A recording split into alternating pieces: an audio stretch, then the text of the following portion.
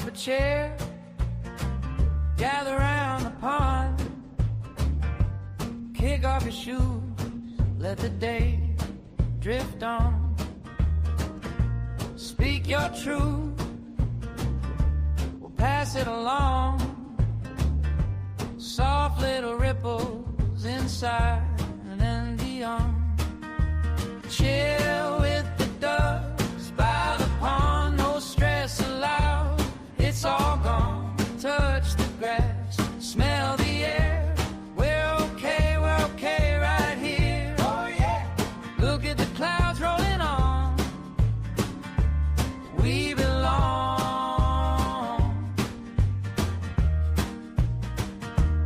by the pond.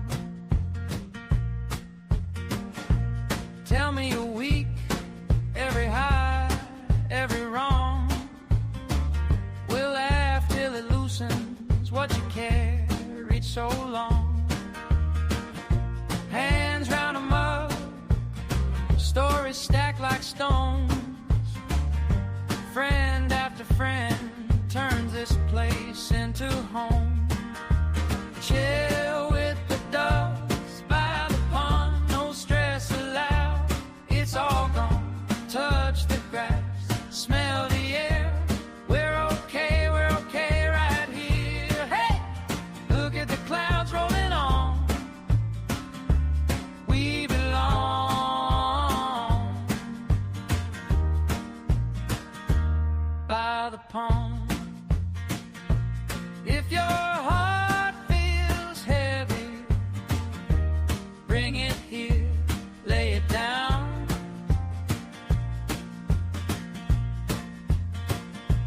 Let the breeze rewrite it, watch it flow out of town.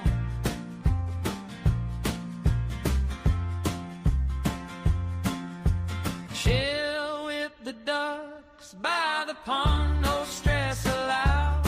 It's all gone. Touch the grass, smell the air. We're okay right here. Ah! Look at the clouds rolling on.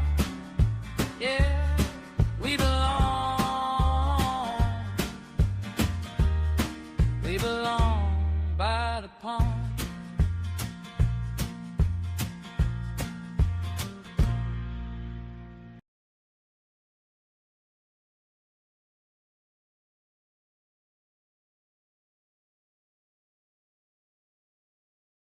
Unmute that mic there. Hi, y'all. Hi. So, how is everybody? Her birthday. No, her birthday isn't until the April 20 something, I think. Y'all don't get me confused here. Am I wrong? I thought her birthday was in April. Y'all, I'm losing my mind. Y'all be telling me it. Oh, well, thank you, content. I'm just me. I'm glad you're here. I'm glad you're here. If it was Cindy's birthday, somebody needs to inform me because I was not aware. Yeah, see, April 18th. See, y'all had me all confused. I knew it was April something 8. Yeah, the 18th. Yeah, you were close. You were close, content. You're only a month off. It's okay. It's okay. So, anyways, how is everybody? I know this is going to be a rough live. I have my stress stuck. So it's going to be a little crazy. I do have we could start celebrating Cindy's birthday any day, any day. We just the whole month of April we'll just celebrate Cindy. How about that? How about that? I think that'll be fun, right, guys? Anyways, yes, I love light blue. I love light blue. Even my glasses are blue. My glasses are blue. My black ones broke, so we just had to go with the next ones I had, and they were blue. Anyways, so I hope everybody's doing well. I'm gonna do this the best justice I can. They haven't presented us with the whole Christopher Preciado trial. So what we have to do is we're gonna have to kind of piece it together. I have some videos I've pulled together. I have the interrogation video. And all that, and I'm working on putting all that, I put it all together to where we can at least review things. We're gonna be here for a few hours. I'm here to hang out, review this, go over it. I don't have anything else to do tonight. Mom is sleeping. So she may if I hear her get up and walk, try to go to the bathroom, I'm gonna have to leave the stream for a minute to go help her. But I know that y'all are all very understanding. And yes, allegedly is dealing with some family stuff right now. And yeah, if you don't mind, keep her in your thoughts. So um we're just gonna roll into it because this one's gonna be a rough one, guys. I'm gonna play the intro and then we will get into um what's going on. Let me do that. Let me just roll the intro. We'll get into it. Rub around the model room welcomes all. Thanks for stopping by, answering the call. Ups and downs are normal for some of us. Many days I beg to get off this life bus. Neon lights flicker, my shadow on the wall. Dreams on the ceiling, we run and then we fall. Sharing stories over paper cups. Wheels keep turning but never enough. Life's a ride on a rickety old track. Holding on tight, never looking back. In the rubber and model room we confide. Rock, cry, love and this crazy ride. Dusty postcards from the edge of nowhere. Heartbeats echo in the electric air. We dance on tables without to wait. Cry in the rubber and model room, we're all high.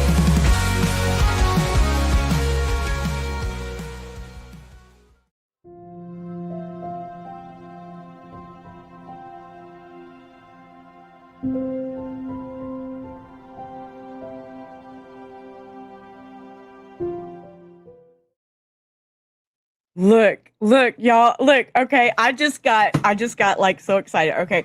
I see Mastiff, I need to thank you. I need to thank you tremendously. I have not had anybody on my because when I do my lives, I do run them on Kick. I've been running them on Kick for like 6 months. I don't really tend to my Kick. I hang out over there all the time. But I recently put the things in there, and Sea Mastiff has used the first one on any of my streams where I've able to pop it up on screen. That is Meat, as y'all all know. I'm I need to thank you. Oh, look, I only put 3 in there because I was playing and she hit them all. Because when we do court, we always need WD-40 because something is always squeaking. I did the Domino's pizza because we always have there's always some kind of food going through chat. And I did Meat. So those were my 3 little ones that I did, just throwing it in there because I don't use Kick. I mean, I do stream over there because of, that way I do have a backup if something should happen in the middle of my Oh, see, Massive, you just made my night. You just made my night. So I need to thank you. Yes, Abellis is over here. Meat. Yes, our baby Meat. I'll put the comments on stage. There you go. So, anyways, sorry, my throat. Oh, okay. So what I want to do is I'm going to give y'all a basic rundown of information. Where is it at? Here we go. Okay. So, we're going to talk about Savanah Soto and Matthew Guerra.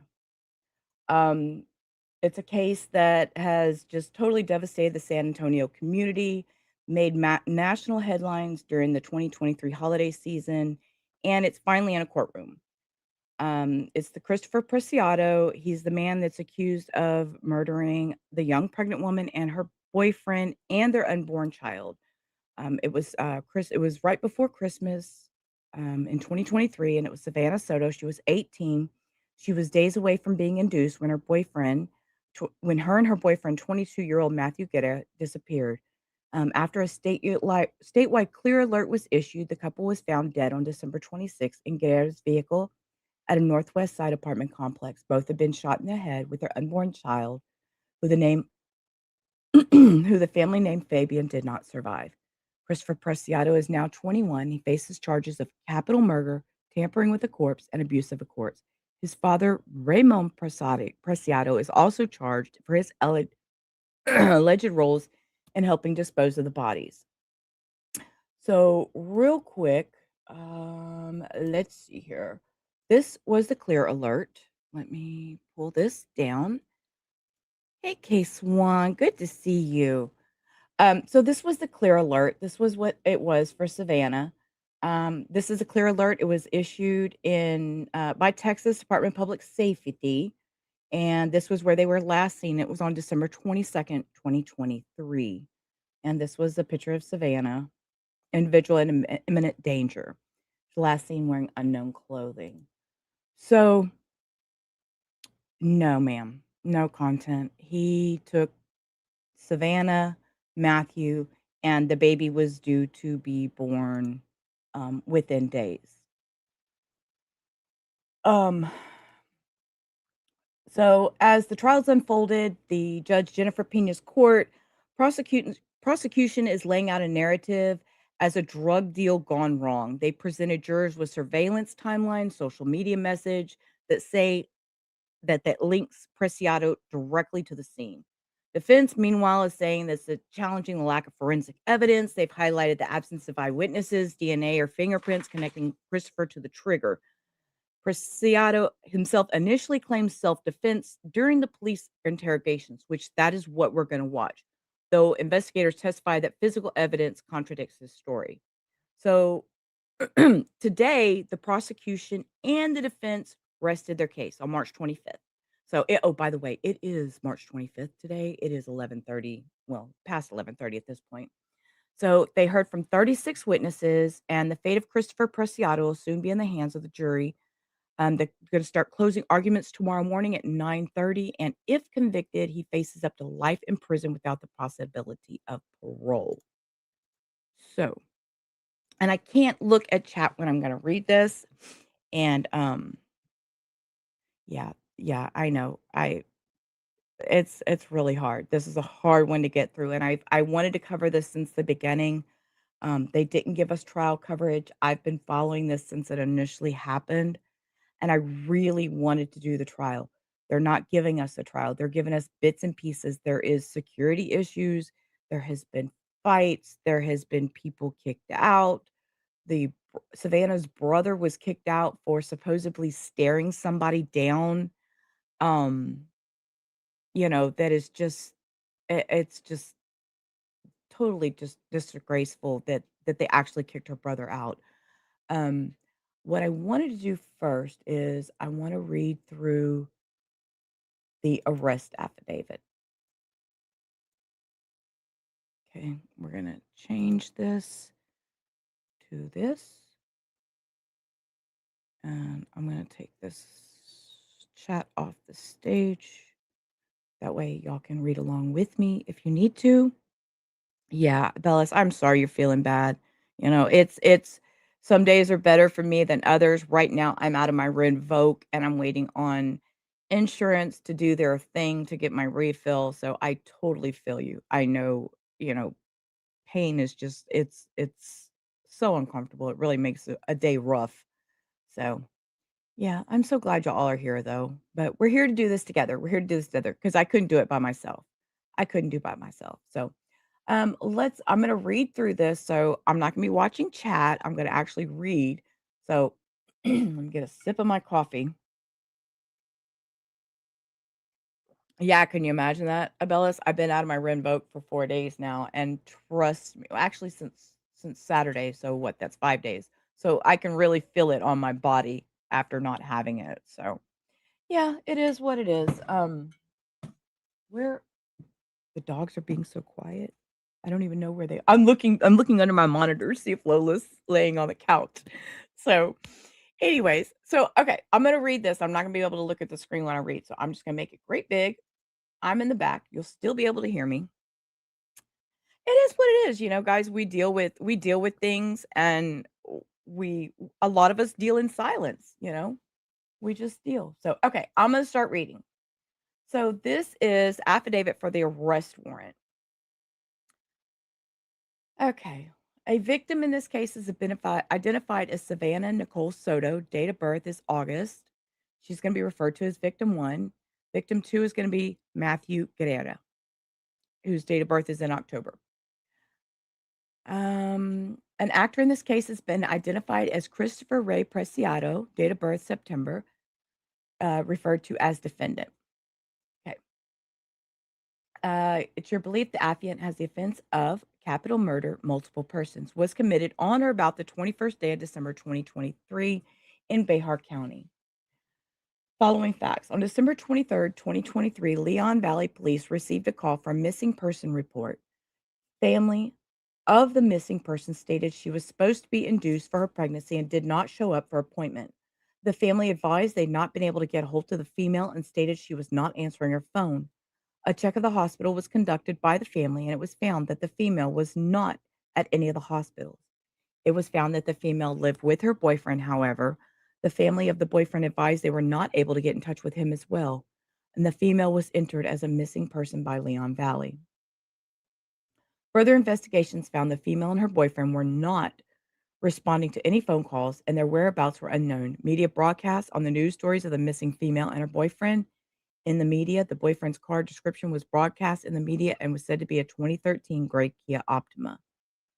December 26, 2023, a resident of Danny K Drive messaged the family of the female and advised them that they believe the vehicle was parked at 5903 Danny K Drive. The family contacted Leon Valley and drove to the location. Upon Leon Valley police arriving to the location, the police observed the vehicle. Inside of the vehicle was a deceased pregnant female and in the front seat, and a deceased male in the back seat of the vehicle. San Antonio police were contacted and your affiant made the location. Upon arrival to the location, affiant observed the vehicle. Vehicle was a 2013 Kia Optima with Texas license plate. Affiant checked the VIN. VIN number was the same. Broadcasted the news of the missing couple. Check of the information through NCIC TCIC showed the vehicle belonged to the boyfriend of the female. Affiant observed the front right passenger side of the vehicle. Her affiant observed a deceased pregnant female inside of the front passenger seat. Due to your affiant knowledge of the female on a previous murder case from 2022, your affiant recognized the female to be that of the missing female. The female appeared to have trauma to her head. Your affiant then observed the back seat of the vehicle. Affiant observed a deceased male in the back of the vehicle. The deceased male resembled the boyfriend to the female. The male had an apparent gunshot wound to his head. It appeared the male had been dragged into the vehicle. Your affiant didn't observe any weapon near the male. A search warrant was requested so entry into the vehicle could be conducted. Whew. Your affiant, yeah. That's just so weird. That's just so weird. And Vamos is out here using them too. Hey, Vamos. Sorry. Okay. So I just had to take a break. I had to breathe for a minute, read for a minute. We're going to breathe for a minute because this is a lot. This is a lot. Well, you know, I have seen a lot of stuff coming out from this that they're saying that if he wasn't actually convicted with all this, which it'll go to the jury tomorrow, but you know, I've seen posts on social media that the family will take out their own justice. I'm not kidding. I've seen some crazy posts on this. I've been following this a lot. There's that blue heart. I knew you had it in you. I knew you had it in you. You always put a blue heart in all of them. You do, Vamos. I love that. There you go. Here. There you go, Cindy. And I fixed it, Cindy. I know why you couldn't chat that very first day that you went over there to try to help me. It's because I had it on subscribers only to chat, and I had no clue. I had no clue. So, yeah, it was a lesson learned. It was a lesson learned. Okay, so we took a breath. Phew. Okay, we're going to read some more. Okay, so the search warrant was requested so entry into the vehicle could be conducted.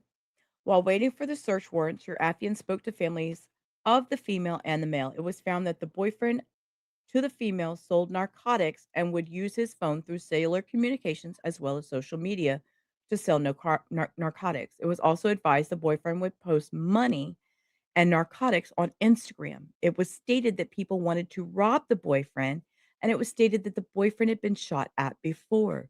The family provided your affiant with the phone number of the female.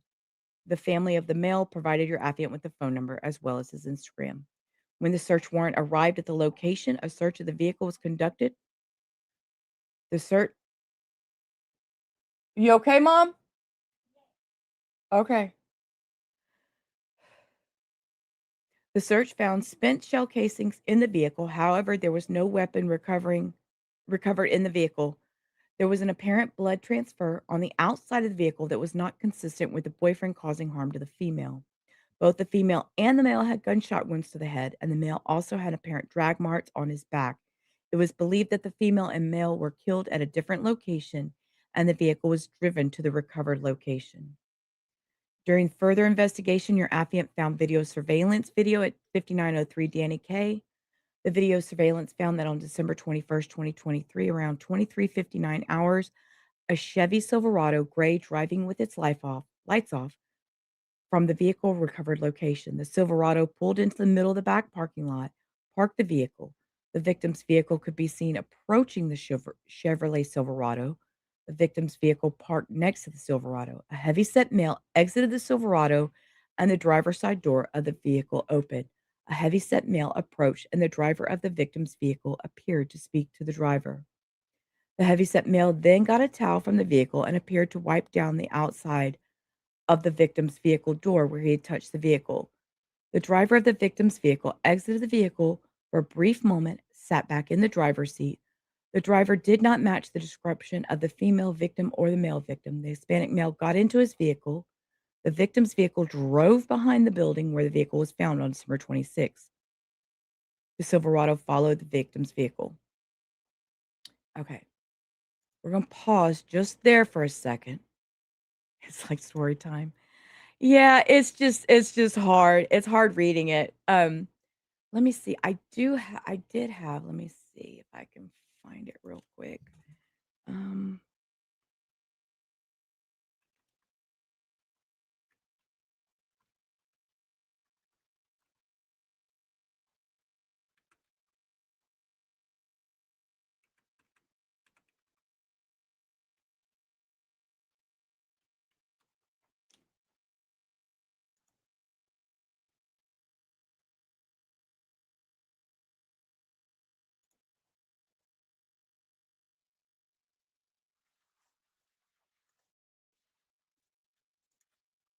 Okay. So real quick, what I'm going to do, we're going to flip over here and we're going to share this instead, real quick. This is from when, just as a refresher, this is when they actually found. No, y'all are fine. Chat away while I'm reading. No, I'm glad y'all are chatting. Chat away. Okay, this is the video. A press conference as we speak on the latest update on the capital murder case of a young couple and their unborn child. Right after it first We're happened. talking about 18-year-old Savanah Soto and 22-year-old Matthew Guerra. They were both found dead on Tuesday inside their car at an apartment complex in the medical center. Again, Police Chief William McManus just wrapped up a press conference down at Public Safety Headquarters. I'm being told he was taking questions. We do know that SAPD put out some surveillance video. Let's get straight to Zach Briggs. He's live at Public Safety Headquarters. A dark-colored pickup approaching a silver Kia Optima, and you have two individuals interacting with each other, some type of exchange perhaps. So the large man that got out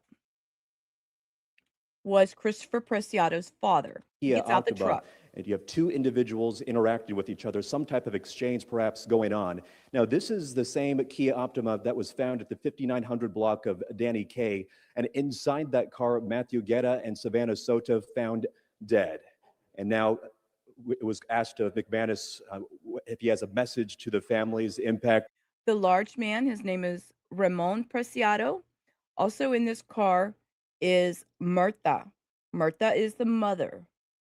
All her charges were dropped. Of Soto and Guerra, and he said that temporarily. At this time, the charges are dropped as of now, and she is released. He's just saying this is a heinous act, unspeakable, and he was also answered a question about whether he's ruling out murder-suicide. That is still a potential possibility, but McManus is cautious on confirmation of anything at this point, but we do have surveillance video that shows two persons of interest is what they're calling them. And this video was taken surveillance video was captured just days before Soto and Guerra were discovered, and it's nearby where they were discovered dead. So that's the latest, but we're hoping to gather more information as we. So that's the video. So let's go back over here and read some more.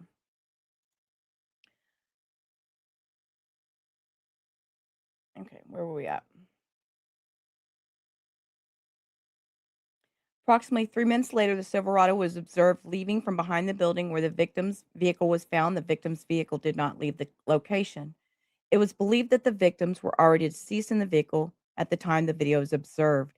It's believed the unknown driver and heavy-set male observed parked the victim's vehicle in the location in an effort to hide the vehicle.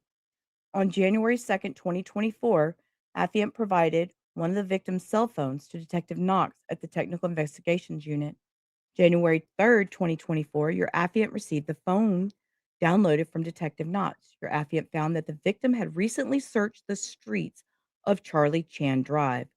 Due to your affiant's knowledge of the crime scene area, your affiant was aware that Charlie Chan Drive was a couple blocks away from the victim's recovery location. Your affiant was able to discover the victim's vehicle ping near Charlie Chan Drive and Cary Grant Drive around 2350 hours and the night they went missing. The vehicle did not start moving again until 2354, which was 4 minutes later. So the vehicle then traveled to 5309 Danny Kaye Drive, where the victims and their vehicles were discovered on December 26, 2023.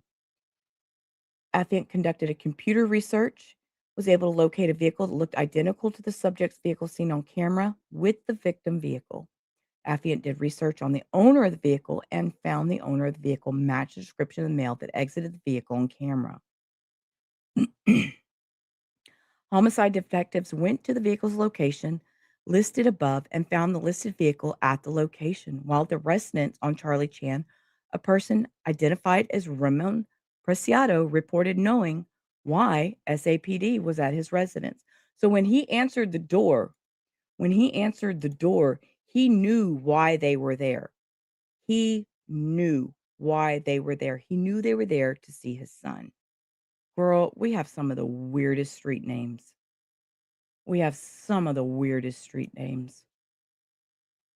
Okay, back to reading.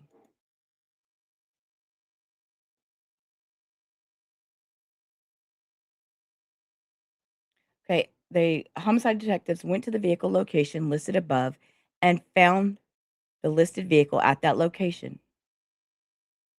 Okay, reported knowing why SAPD was at his residence. Ramon Preciado informed SAPDs to speak with his son, identified as Christopher Preciado. Ramon Preciado and Christopher Preciado were transported to SAPD homicide to speak with your affiant while additional SAPD detectives searched the residence on Charlie Chan Drive under the authority of a search warrant. Affiant spoke with Ramon Preciado after Ramon Preciado was read the Miranda warnings. Ramon admitted to driving his Chevy Silverado to Danny Kaye Drive where he met Christopher. Ramon identified himself on the surveillance video from Danny Kaye Drive as the person observed exiting the Chevy Silverado. Ramon Preciado reported meeting Christopher at this apartment complex, who was driving another vehicle.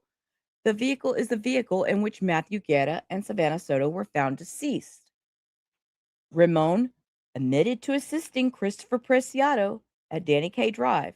Ramon knowingly treated the human corpse of Matthew Guerra, Savanah Soto, and the unborn child of Savanah Soto named Fabian in an offensive manner by leaving them in an abandoned vehicle.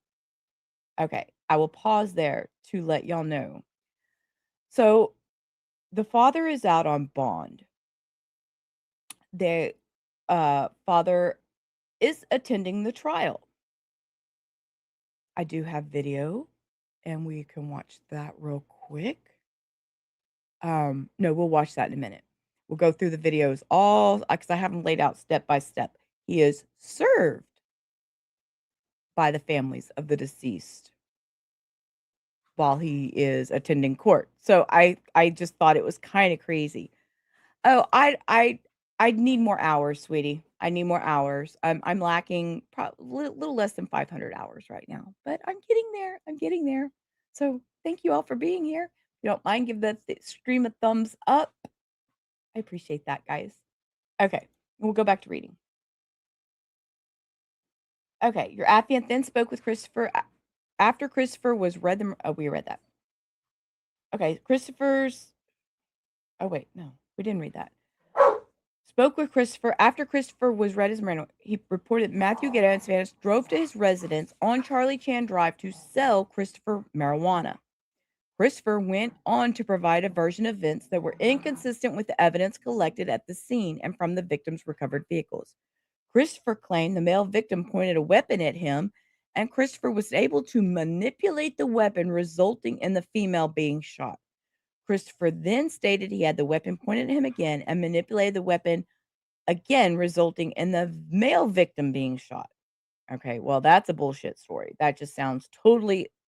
I mean, if you can grab that gun and shoot somebody and then struggle and grab the gun and shoot somebody, you just a badass. I'm sorry.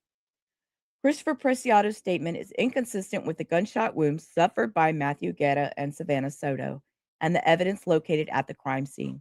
Christopher Preciado intentionally discharged a firearm at Savanah Soto and Matthew Guerra with the intent of causing death.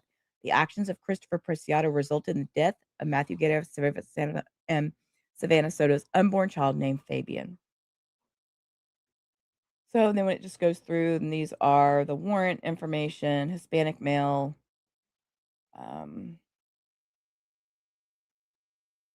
So what we're going to do is we're going to jump over here. We're going to jump over here. Now put me back up here. Dogs are out. They're making a lot of noise. A lot of. Okay. Yes, Abellis, you are right. Okay. So this is when the trial first started, security was tightened. It was tightened down because of everything that was going on with the publicity this court case has caused. This is part of the reason they're not live streaming it. So, and crime scene photos were the main focus of testimony this afternoon in the capital murder trial of Christopher Preciado. The 21-year-old is. We're going to watch through this because I'm just going to show y'all about the dad being served and the dad being allowed in court and stuff like that. And then we're going to watch the opening statement part because we do have the opening statement and I have the interrogation video. So we're going to watch all of that. So let's roll. Accused in the 2023 murders of Savanah Soto, Matthew Guerra, and their unborn son. KSAT 12's Erica Hernandez takes us back inside the courtroom with more on what was presented to the jury today. More than a dozen crime scene photos were shown to the jury today, too graphic for us to show you, but there was some significant evidence that was collected inside that vehicle Matthew Guerra and Savanah Soto were found in, including this bullet. It was okay. These are a little triggering. Pictures are a little bit triggering, so I'm giving my trigger warning.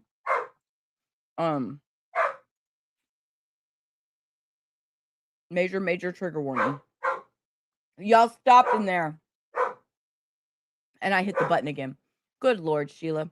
Dogs got me distracted. Quit. I'm gonna let this play. It's 2 minutes, but that'll give me enough time to go make him be quiet. I'll be right back. Was found behind the driver's seat. This was the only round found inside, but no gun was found. We also heard from a gunshot residue expert from the Bexar County Crime Lab who said her testing revealed that gunshot residue was found on both Guerra and Soto, but it could not be determined whether they handled a gun or were near the gun when it was fired. Prosecutors say Guerra met up with Christopher Preciado to sell him drugs, but Preciado executed him and Soto instead, apparently wanting to steal Guerra's money. We also heard from an SAPD detective who says Soto's phone last pinged outside Preciado's home, and that is what led them to charging him.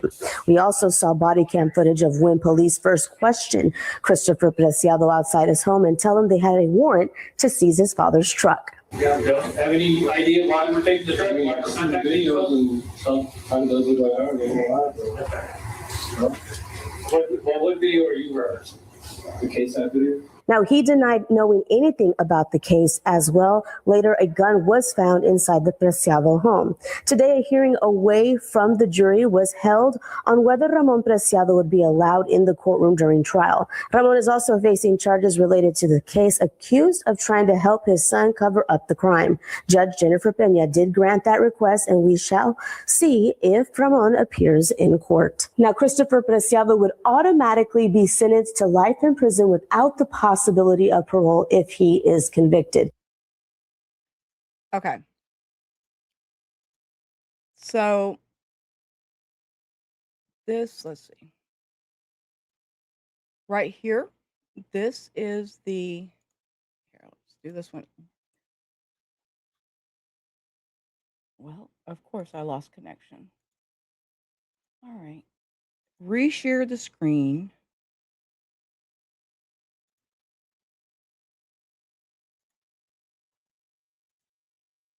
Okay, that's not the one we want. We want this one. We want to share that one instead. Okay. So this is, let me back it up.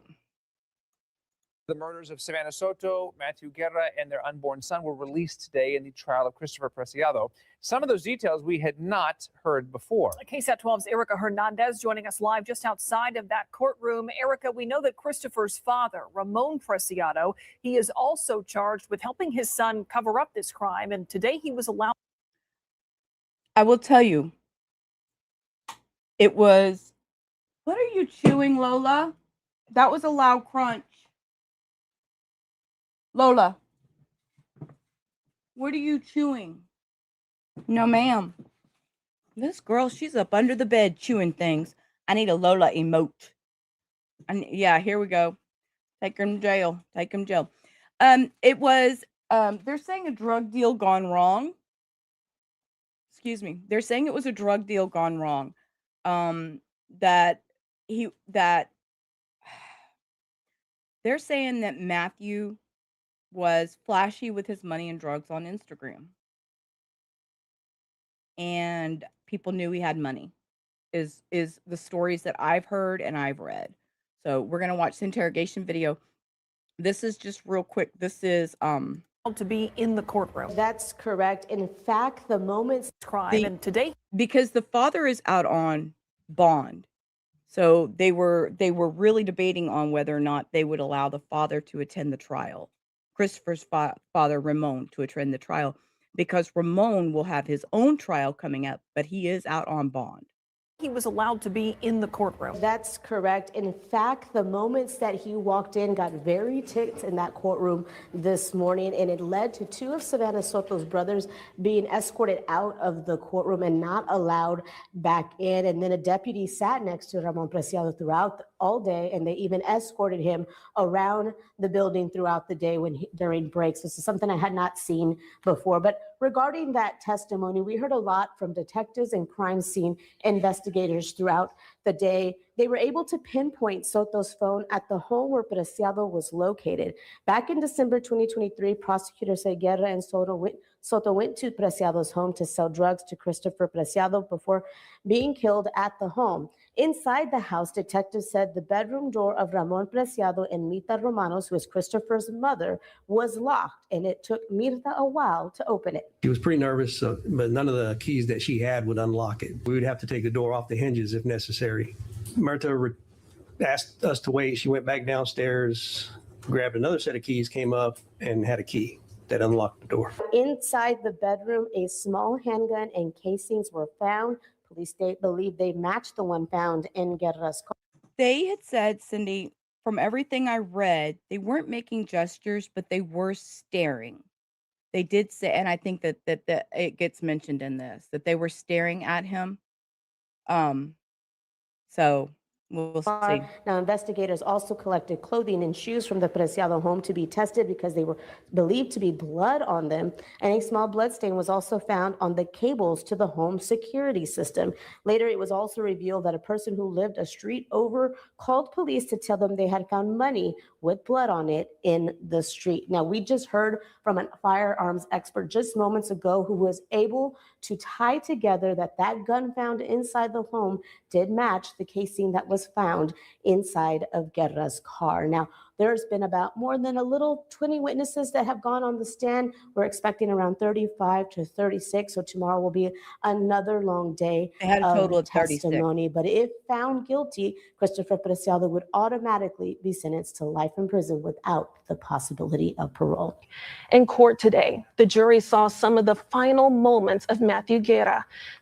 So this walking is Matthew before everything happened. In court today, the jury saw some of the final moments of Matthew Guerra. This surveillance video shows him walking around his Leon Valley apartment complex on the night of December 21st, 2023. This is about an hour and a half before he left in the silver Kia that his body was found in 5 days later. Police say Matthew had a contact gunshot to the head, meaning that the gun was placed directly to his head when fired. Police say Matthew was found dead wearing the same clothing and jewelry. Okay, make note of all this jewelry that Matthew is wearing, because we will learn later that this jewelry was located at a pawn shop. Seen in the surveillance video, though 2 of his rings were missing. So there was a really big piece of evidence that we had not known about before that was revealed, and it was all about GPS evidence from Ramon Preciado's truck. Now, Ramon Preciado is the father of Christopher Preciado, who is also facing charges related to this case. But as that GPS evidence was shown to the jury, it tracked the truck and its whereabouts, which we had seen from security footage was at Danny K Drive, where the car of Matthew Guerra was found on December 26th. But what was more interesting, Myra, is that we found out 2 days after Matthew Guerra and Savanah Soto were killed, that truck was seen going to an apartment complex on Grissom Road. It ended up being the apartment where Matthew and Savanah lived at. It was there for about 20 minutes, but we have not heard yet why the police believe they went back to that, or they went to that apartment in the first place. So it'll be interesting to hear what the lead detective, who is on the stand right now, will say if there's any connection and why they went there, Myra. So, Erica, not only do we have this capital murder trial going on, but the family of one of the victims, Matthew Guerra, is now suing Christopher Preciado's father, Ramon. He is also charged in this case. So why did they file that lawsuit? Henry, a process server who had a legal paper for the defendant's father showed up here in the hallway. He was looking for Ramon Preciado, who was about to return from lunch. And sure enough, within a few minutes, the lunch break was over and the Preciados were returning. That's when the process server attempted to hand off the paperwork. And at first, the Preciados refused to accept the legal notice, but when it was placed on the floor, he eventually did pick it up. Now, the server provided a copy of that paperwork to us. It says the Guerra family, who lost their son Matthew in the murder, is suing Almighty Air Conditioning. The notice says Ramon Preciado is the company's registered agent, and the clock is ticking for him to respond to the suit. Now, it says the document was filed back in December, but it was obviously just served today. And the server told us it's filed against the company because a lot of times people who feel like they've been wronged will go after a company rather than an individual because there might be an insurance payout to be had. Now, meanwhile, back in court, there was... I will pause that, take a break to let you know that I did do the blue ducky for Fabian. I did that for the baby. So that's why there's a blue one. It was a little boy. There's much more forensic evidence, and all of the samples collected from the car where the bodies were found were gone over in great detail. And testimony is scheduled to continue well into next week, and we will be with it throughout. We've reached the end of the first week of this very high-profile trial. This is giving us a rundown of the first week, so that's why I'm playing this one. And for the first time, we're getting new insight into this murder case through the eyes of witnesses, including SAPD Detective Jeremy Goodwin. He is a homicide detective, and the jury listening to Goodwin as he talked about the very moment he made the gruesome discovery of Savanah and Matthew's bodies in a car. The prosecution asking Goodwin to take the court through what he saw with Savanah and Matthew Guerra's families listening intensely as he first talked about opening the passenger side car door and seeing Savanah. She had been sitting in that position as she had lividity, which is a point of blood As you're sitting there, the point of blood, the lowest part, you also had the baby carrier on top of her with some papers, mail underneath that. Detective Goodwin then proceeded to talk about Matthew Guerra. He says Matthew's legs were over the center console of the car, his pants covered with blood, and it also appeared he had a lighter on his lap. His body, I said, was hunched over. His left arm was hanging down. His right hand was near his groin. I noticed the apparent bullet defect in his head, and it appeared that there was that black ring around it. Very emotional testimony as the trial picks up next week, one with extra security. Both Christopher Preciado's father, Ramon Preciado, and mother Myrta Romanos, seen in this video, were escorted in. Ramon is also accused of helping his son Christopher move the bodies. A date for his trial has not been set yet. That is the latest from the Live Desk. Testimony will continue Monday in the murder. Okay, so testimony continued. And yes, again, this was what they were showing. It just says you've been sued. You may employ an attorney. If you or your attorney do not want to file a written answer with the clerk. Girl, I need who issued this citation by 10 a.m. on Monday, the next following the expiration of 20 days after you were served this citation and petition, a default judgment may be taken against you. In addition to following a written answer to the clerk, you may require to make an initial disclosure to the other parties of this suit. The disclosures generally must be made no later than 30 days after you file your answer with the clerk. Find out more at blah, blah, blah. Plaintiff's first amendment petition was filed on the 19th day, December 2025, and on the court the 5th day of January 2026. So that's what that was about. So we are going to go over here. So this is the interrogation video. Why is my screen all huge like that? There we go. Yeah, my screen got all huge. Okay, let's take a break. We need a break just for a second here. We need a... Whew. Here, let's share this for a minute. Let's take a breather break. We need a break.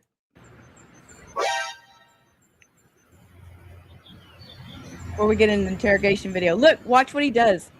He circles around. Oh, look what he grabs. It's an exercise exercise bike. He puts it on there. It's the makeup of the legal double G. Snoop Dogg!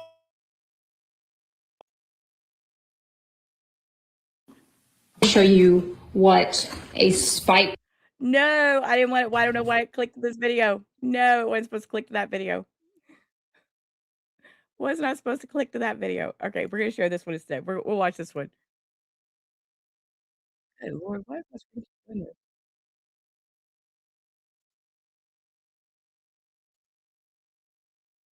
I lost my screen. Hold up. I lost my screen.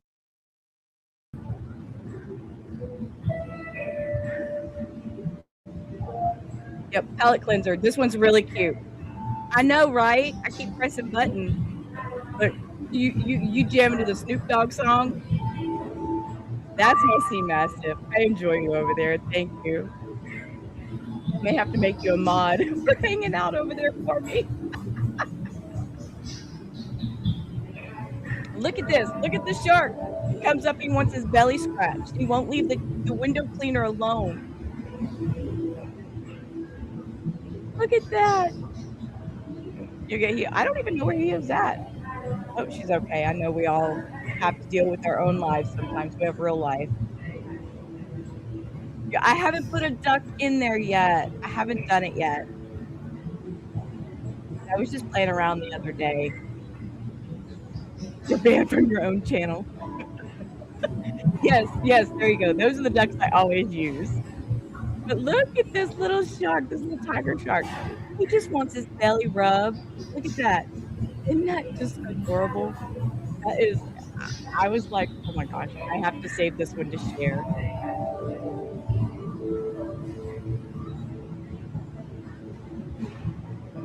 He's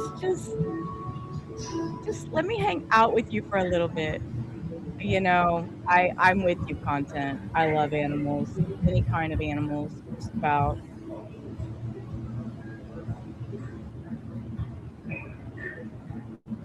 Okay. Okay. So let's go over here. Y'all ready? We're gonna get into it. We're gonna get into it. Everybody grab your squishies and get your coffee and all that. So they're going to talk a little bit about trial first, and then I'm going to bump it to 1.25 because y'all know me. I like a little zoom behind us because I can't stand slow talking people.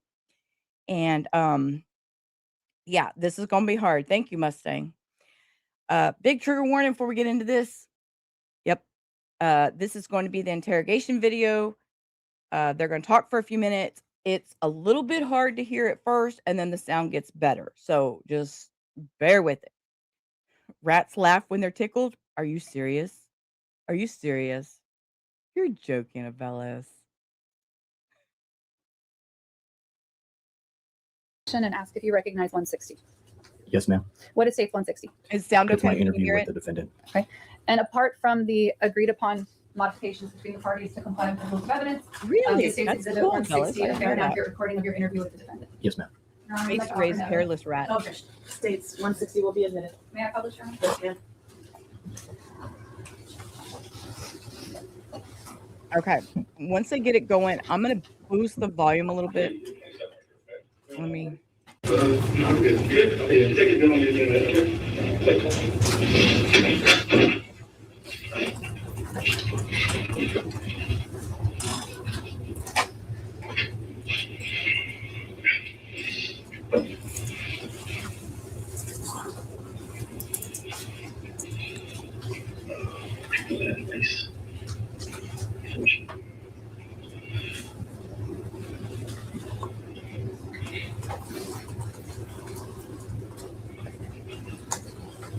Find me Did a a little bit video. of time pass before you were able to go in and meet with him? Yes, ma'am, it did.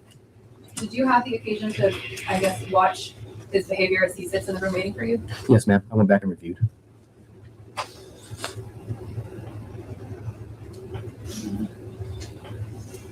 Fast forward to 18.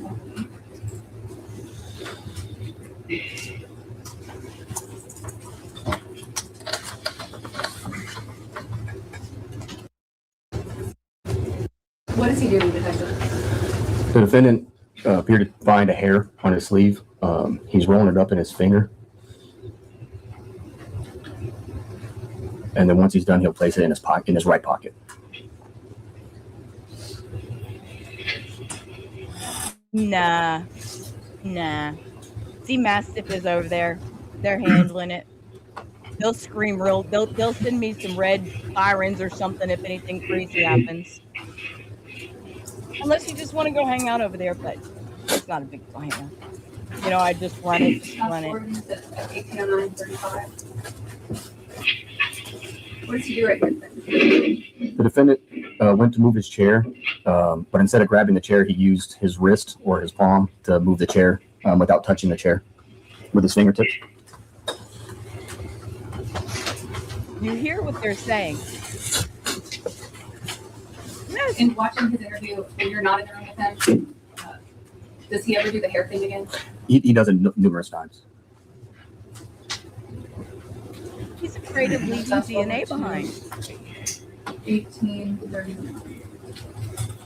He wouldn't touch the chair with his hand. He made sure that any of the hair that might fall off them, he put it in his pocket. That's what this part is. You're right here in the podium, right? The older, 19? Okay, just because you're right in the podium, examine and go and read your rights. Okay. Yeah, so I'm not going to go ahead and read those for you, okay? Before you're asking questions, it might be as a police officer, you have right to do rights, and warning the consequences of waivers. You have a right to remain silent. You do not have to make any statement or any statement that you make will be used in evidence against you for law or any trial. You have a right to have a lawyer present to advise you before hearing any question by police officers or attorney representing the state. You may have your own lawyer present, or if you're unable to employ a lawyer, the court will appoint a lawyer for free of charge now your time. If you decide to talk with anyone you can, and you stop talking to them anytime you want, the above rights or continued rights which can be urged by you at any stage of proceedings. Peterson. What's your name? Christopher. Christopher?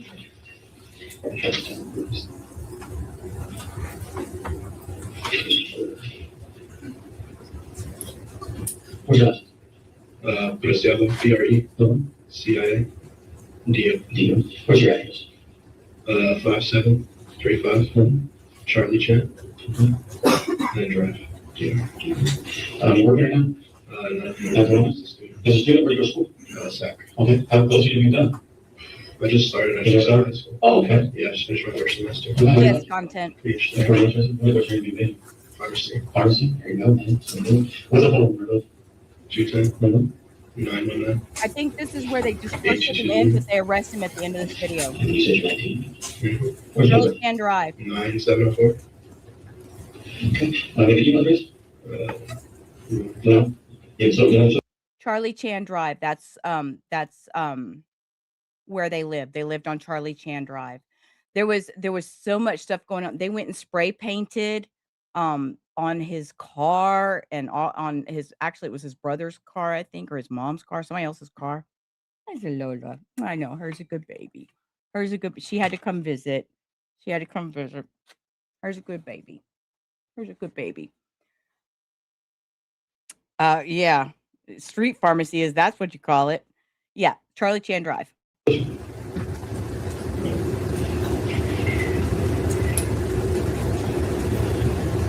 don't want to get it wrong, that's fine. I can't get any search numbers. Okay. Are you married right now? No.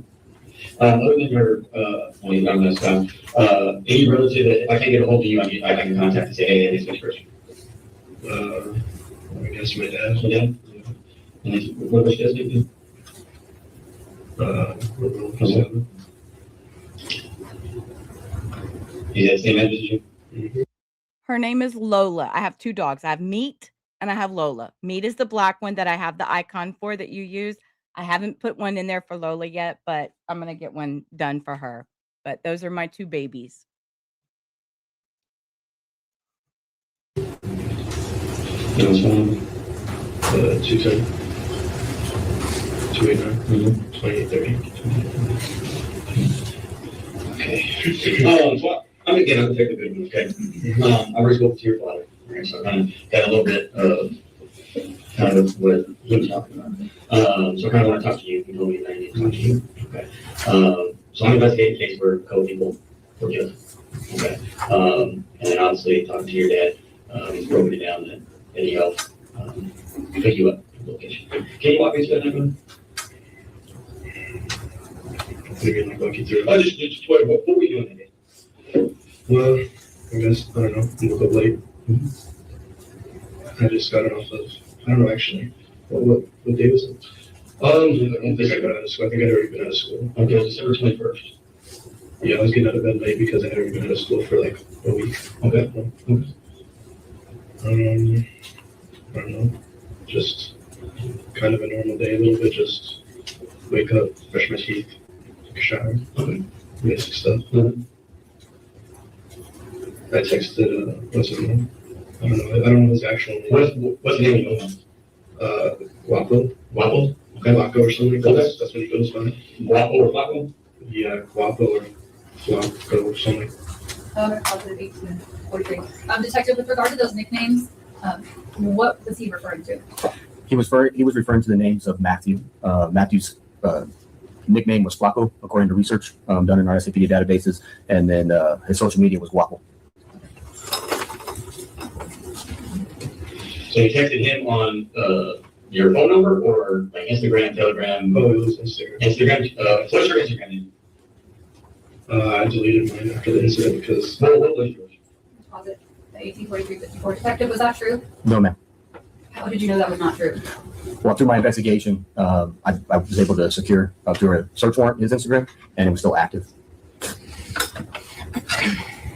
So he just lied right there and said that he deleted his Instagram, and at the time of the warrant and all this went down, no, it was not deleted. So he's lying straight from the jump. Yeah, he wishes he was a guapo. It was like I don't know how to put it. Like, can I write it down? Yeah. It was kind of like those meme accounts. It was one of those. Okay. So I posted like cringy stuff on there. Oh, okay. I was trying to make a joke out of it.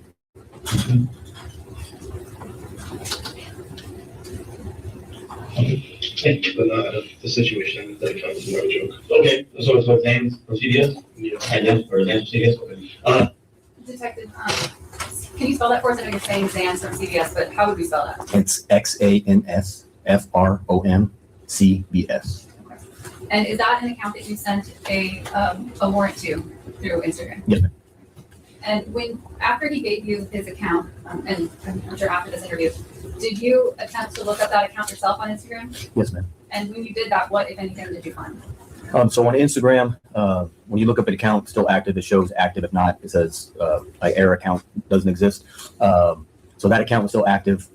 At the top, underneath the photo, when people have linked accounts on there, they can link their account and it shows that linked account. So I was able to find a secondary account associated with the Zans from CBS account. And what was the name of that account? It was OD with me, por favor.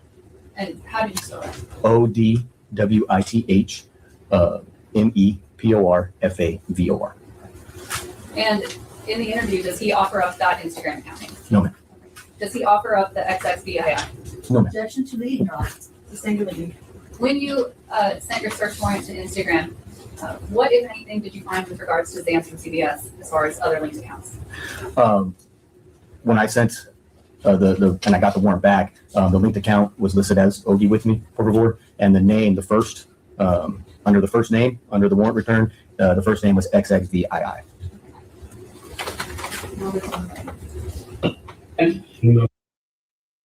Okay. No.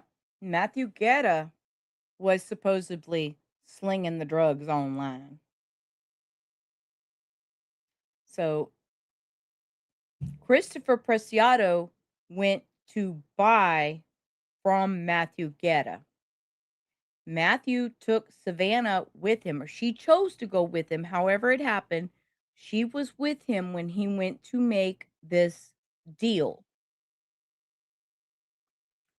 So she was due to be induced because she was 9 months pregnant.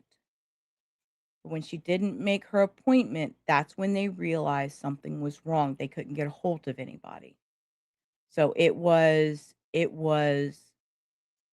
Matthew Preciado. I don't know. I don't know what Preciado means in Spanish. Yes, Christopher went to rob him, really, because Christopher knew he'd have money on him. I really think that. That's really, nope, you're in the wrong room again, Ava. Click that link on top, Ava. It's pinned. I pinned it.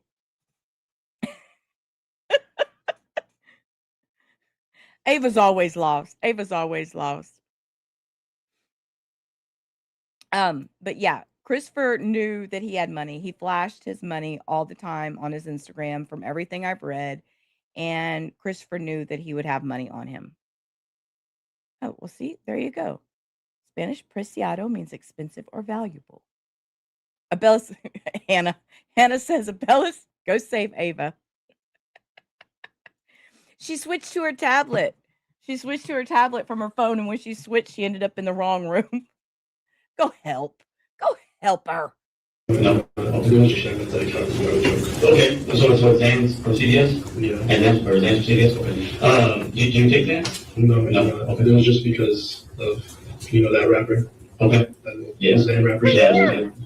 Kind of just took it from him. Okay. Did you work at CBS or something? No. You just made it up? Yeah, trying to be funny? Yeah, trying to be funny about it. And you said you didn't get it. When did you delete it? I don't know, it's been a couple days after. Did you create a new account? No, I just stayed off. You stayed off? Okay. So you said you texted, you remember what time you texted them on Instagram? No, it was kind of late though. It was late. And then what I texted him earlier in the day, but he said he was doing other stuff, delivering other people's stuff. What were you trying to get from him? I tried to buy a little bit of weed, honestly. That's perfect. I don't care about that. He just said right there. He said he went and met, he tried to meet him earlier, but he couldn't meet with him, and he had to wait for him. And he was meeting up with him to get a little bit of weed. That's what he just said. How much you looking at? I was trying to buy like 7 grams. 7 grams? How much did they charge for 7 grams? Like 60 or 70. Kind of a lot compared with out there. Like no, I mean like back then it wasn't really cheap. Oh yeah, no, you get $2 or $3. Yeah, it was cheap when I was younger. It was way cheaper. Now it's skyrocketed. So you're trying to buy some weed. What did you text? Just the thing that I always ask him, just like, yo, what's up? Just seeing what he was doing. Okay. Seeing if he was, going around selling already. Okay. And then how many times have you bought him before? Like for the past few months, maybe like 5 times. 5, 6 times probably actually. 5, 6 times. Because it's always the same amount. Okay, you always grows get 7 grams. They really like going towards him because he always posted. Actually, if you want to know the truth, to me that's a little expensive, but 7 G's, $60, $10 a G, you can get it cheaper nowadays. Pictures of guns and stuff, and that was something else to me. I don't want to associate with that. Yeah, you just want to get your stuff calm down and go what you did, right? Just after a long hard day of work, schoolwork and stuff. Yeah, just calm down. So when you text him, and then what did he tell you? He was busy. Okay. And he was, I don't know what he was doing at the time, honestly, but he just told me he was busy doing other stuff first. Okay. And then he told me he was going to come drop to me. Okay. That's what he told me. Where was he going to drop to you at? At my house. At your house. Okay. And then do you remember what time he arrived at your house? No. Okay, so he said he was going to drop it to him at his house. And he said, do you remember when he came? And he said no. Okay. And then what happened when he arrived at your house? Well, when he arrived at my house, he was kind of agitated already with me. Like, he was like, man, I told you to be out here already. Or why aren't you already out here waiting for me? I'm going to pause it at 1847. Detective, was that consistent with what you uncovered in your interview? Or I'm sorry, in your investigation? No, ma'am. Why not? Okay, not totally squirrel. I know, I'm trying to take this seriously. I really want to punch this guy. But Hector and I had a whole conversation the other night about these prices. I was trying to explain to him that there's a song that says, God, why am I even saying this out loud? So there's a Mexican OT song that I like, and it says,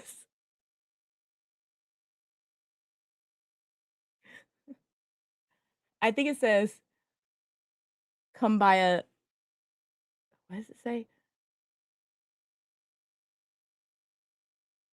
Don't buy a 7, come buy a zip or something. I can't even remember the words. But anyways, and so we had a big conversation of what one nugget would cost and what it's like in a Ziploc, and then the whole zip is a whole different amount.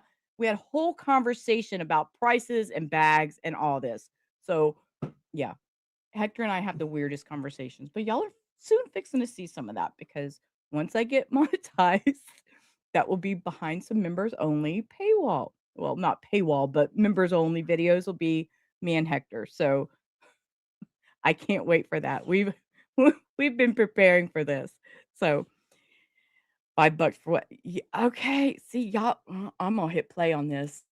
We were able to obtain surveillance footage from the defendant's residence. The defendant's residence had a camera in the driveway, as well as another camera that showed towards the driveway. The defendant was outside the location waiting for him for several minutes before the victim got there.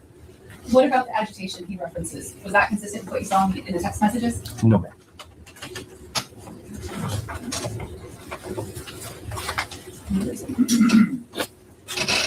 So I was a little scared at that point because all the pictures he posts, he's always posting just guns and stuff, and that's not something I want to associate myself with. Okay. So I just wanted to get a buzz, I guess. But I got in the backseat of his car. Okay. And he was very agitated. He was like, come on, man, just get the fuck in, bro. Come on, hurry up. Let's do this. We can just get out of here. Okay. So I was like, what? It was weird to me because that was the first time he's ever, told me to get in his car. Oh, okay. So that it was abnormal because he always just like this passes me through the window. Okay. And then he just drives away. Okay. So it was weird to me that he wanted me to get in the back already. Okay. So I didn't know how to go about that. I want to be like, no, because I don't know what it was going to escalate to. Yeah.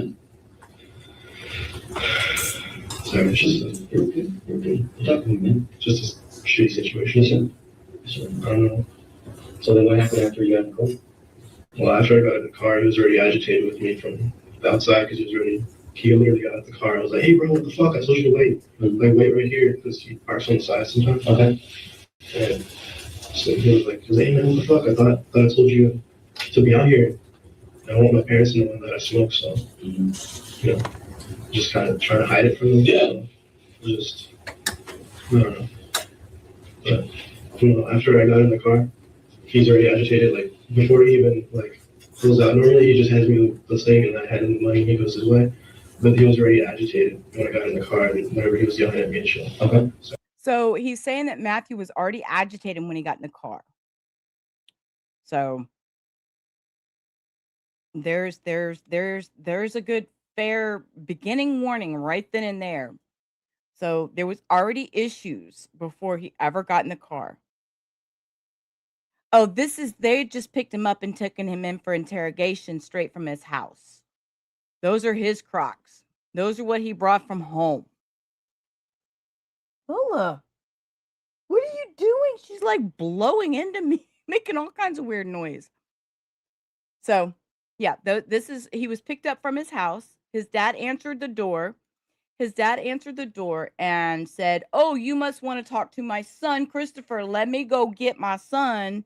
And just dogged his son out, said, here he is. And he came out front and they talked. And Lola, girl, you are a mess tonight. Stop. She's a mess tonight. So I don't even know what I was saying. What was I saying? Oh, yeah. So they went to his house. His dad just totally dogged him out and said, here, take him, let him come outside and talk to you, whatever. And during that time, this is what he was wearing when he came out. And they took him straight into it for an interrogation. Yeah, I know. Those shoes, no. I have my Texans fake Crocs, but, you know, a makeshift Coke. So, I mean, you got as much as you want, man. Sorry, it's just a scary situation. Yeah, it was just be yourself, brother. For me there. Yeah, just be yourself, like I said. And so he's cussing at you. I don't know if he's agitated. Yeah, agitated. Just mostly like I don't know what he's agitated about, but I can tell he's on something. Because normally when he drops me, he's always smoking or he's a little like that kind of loopy. I don't know, he looked a little dazed, confused a little bit. So I don't know if he was. They're saying that the only that from what I have read, and like I said, do your own research. These are just things that I can remember what I read and information that I've gotten. So always do your own research. That Matthew did not mess with any other street drugs. So whatever he's trying to claim that Matthew was on is totally incorrect. He's always smoking or he's a little like that kind of loopy. I don't know, he looked a little dazed, confused a little bit. So I don't know if he was, I don't know. But he was like, I could tell he was on something like that wasn't his normal behavior. But like, I don't know, I don't really know him, so I can't tell you what his normal behavior is. Okay. But no, after I got in the car, normally he'll be like, here's the weed, or he'll be like, here, let me get the money from you. But it was weird because he wanted me to get in the car, and it's just hard to get to this part. Take your time. He wanted me to get in his car. Now he's saying it's hard for me to get to this part. Sir, if you just tell the truth, there's nothing hard about the truth. So he's already getting agitated with me, and his girl's not helping it. He's like, she's trying to talk to him, like he's trying to talk to me. I don't know what she was talking to him about something, but he just kept getting agitated with her. And he was just like, man, can you shut the fuck up? You're trying to tell her to shut up. Because me and her talking, I was like, no, I'll just be quiet. Y'all can talk. Go ahead. I didn't want to. The situation already seemed a little nerve-wracking. So after he was like getting agitated with her, he has like something right here where he has his gun. Yeah. And what he did was he was like already agitated with her, and he was just sitting there. And then all of a sudden he's like, man, bro, you know what? He was like, no, bro, just get the fuck out, bro. Just get the fuck out. I was like, what are you talking about? You know, I was kind of confused. He was like, bro, just get the fuck out. And I'm like, why do you want me to get out? And I was like, whatever. I'm just like, I'm gonna take the loss. I don't wanna. Yeah. So you already gave him money? Yeah, I already given him his money. I didn't want to deal with it. I didn't, because I gave him 100. I wanted my change. He started upping the price on me and stuff, and he didn't want to do that. So I don't know. So he's saying that he gave him the money, and then he's upping the price and saying that it was a different amount. Sorry, I'm trying to get comfortable. My knees are bothering me real bad. Not having that Rinvoke is really starting to get to my knees. What, baby? Lola is just all up in my business today. You're not usually this all up in the chat. You're just not usually all up in this chat. Yeah, he's so full of it. Yeah, he's just making up things.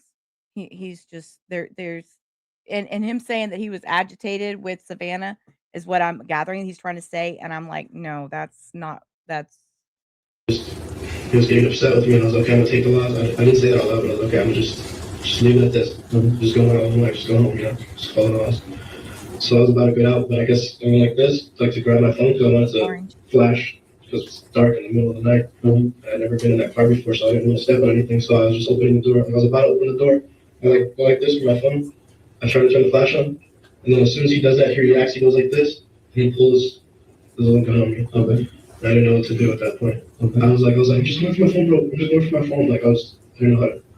Like, I don't know how else to react in that situation. And then he was like, bro, just like he was like, sit back fucking down, bro. What are you reaching for? Like he was like gonna pat me down, and then he kind of had it in my face, and I saw he was looking in there. There was already one in there, so I was scared. I didn't know how to. Yeah.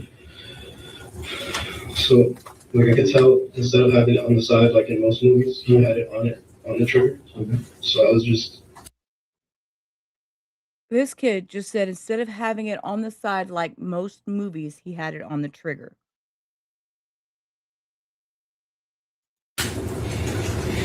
Sorry, it's okay. Sorry.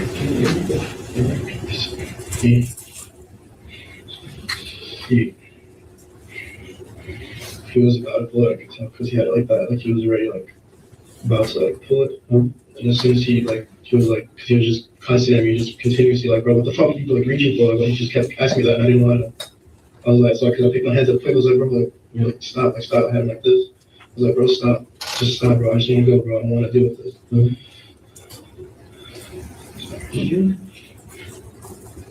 Okay, now he sounds like he's fake hyperventilating. I could see it in there. Yeah, there's a little top light on. That's what scared me the most because after you turn that on, I could clearly see that it was loaded, and that's what. It was weird though because you went like this instead of like, if it's right here, wouldn't you grab it with your right hand instead of your left? Yeah, right. It just depends. I mean, people are like at different things. I mean, if he's left-handed or. I don't know, it was just weird to me. Okay. It was just, after he did that, I could tell he was about to pull it on me, so it was like this pretty much in my face. So I go like that, and then he pulls it. Pulls the trigger? Okay. And then are you in the back seat? I'm in the back seat. So he's pointing at you, so it goes off in the back seat. Yes, well, not in the back seat. Like I push it because I don't want it in my face, you know, like this. So I go like that, and I kind of push it away. And I kind of duck down because I didn't want it to hit me. And he just went like that, and he started yelling, "Babe!" I didn't know he was yelling because I heard my ears were all ringing. 1855-14. Detective, when you were clarifying what he said, you asked him, so you pushed it and it went off in the back seat. Ava. He said no. Why did you think it would have gone off in the back seat? Just because of what he said, it was in his face and he could see down the barrel and see a bullet. And so at first he said it was dark, and then he said that the light cabin had been turned on. So I figured for him to be able to see that, it'd have to be pretty much in his face where he was in the back seat. And for him, in his version of saying he hits it, what about that made you think it would have gone off in the back seat? Just him sitting in his thing, pulling back this way, with him saying it's in my face. If he's in the back seat, if the gun's in his face and you can see it on the barrel, that's what made me think he was in the back seat. If the finger's on the trigger versus on the side, what does that have to do with anything? So the finger on the trigger, I mean, whenever you're keeping what we call your gun at index, which means you have your index finger, pull like this, you have no finger in the trigger guard. When you have your finger on the trigger, the difference is obviously if you're pulling it back, it can go off. So when you keep your gun safe by keeping it at index. He was saying that it wasn't at index, it was on the trigger. And so if the hand gets hit, what is? So when your finger's on the trigger, if the hand gets hit, it's gonna pull the trigger back just because someone's gonna flex or move, it's gonna pull it back and cause fire. Okay. And so based on his account at that moment, your interpretation was if it had happened when he said it would have gone off in the back seat. From where he was explaining where the gun was at, yes, ma'am. Would it, or did you see any damage in the vehicle consistent with that? No, ma'am. Right. So they're saying that it did not happen inside the vehicle, that he really felt. I think that what they're trying to say is that they felt it happen outside the vehicle because there was bullet casings found I think there was one found in the car, but there was some out. Not There was one found in the car, but there was no inside the vehicle like bullet holes or anything. He was going, hey, babe, and he was like this, and he still had it in his left hand like this, and he was like, he just kept yelling babe to her, because she just started like bleeding. She was bleeding right here On her left side. So he's trying to say that him and Matthew struggled with the gun and they shot Savanah first. So yeah. Was it at 1855-39? Detective, is that description consistent with Savannah's wound? No, ma'am. Why not? The injury to her and all the blood evidence was on the right side, or the back right, and then down on the right side. And which side of her body would have been most exposed to the gun, based on his version? The left side. The center console? Yeah. Okay, you said she was sitting in the passenger side, right? In his right side, like the t-shirt. So look, I'm right here. So let's draw this out. Because let's draw this out. Let's make it easier. Okay, so this is a car, right? So you got the front seat up here. I don't think Matthew was shot inside the car orange. Savanah may have been. They're fixing to explain it. Split like that. And then you got the back seat. Okay. So where's she at? She's in the driver's seat. Okay. And where's she at? She's right here. She's right here. Okay. But she's just. And where are you? Are you in the center? Well, yeah, I had to sit right here because there was like a baby seat right here. In the center. There was a baby seat sticking up this whole side, so he didn't want me to get him on this side. He wanted me to get him on this side. I'm sitting in the center. All right, so he's probably I think in the center, but like kind of in the, I guess in the center because it's the left seat and the right seat's like in the middle of that. Okay. And then so he has a gun right here, right? Pretty much. Like right in the center, right? And then you push it. I push it, yeah. Right, and then so all of a sudden it's already on the bag. He had already had his finger on the trigger though when I was facing me. When I was facing you? Yes, yeah. He had it on his. And then so you pushed it on the trigger. I pushed it and he, like, I guess he thought I was gonna grab something, but I don't have anything to grab. And then, so you're saying he shot her? Okay, so she's not responding. And where's she bleeding from? It looked like she just started bleeding like right here. On the left side of her neck? Well, yeah. Yeah, so obviously she's here, right? She has the light on her side. Okay. Only on her side. So it looks like she's bleeding on the left side of her neck. It looks like she's bleeding on the left side of her neck, and he's just yelling, babe, get up. Okay. But like I don't know if he could actually see what was actually really happening in the situation. Because he was still kind of like not nodding off, but like in that same category. I don't know how to explain it. Yeah. Okay. That made no sense. That made no sense. In the situation, because he was still kind of like not nodding off, but like in that same category. I don't know how to explain it. Yeah. Okay. And so after he did that, he's like kind of panicking. He goes like that to push her like that to see if she's like conscious, I guess. And then he's like turns it on me because I guess he realizes what's about happening. Because I was about to just walk, just gonna run. And as soon as I was about to reach for the door, he like faces towards me again, so I go like that. Okay. Like I push it instead of like that way, like I did the first time like that. He went like that. Okay, so it came towards him.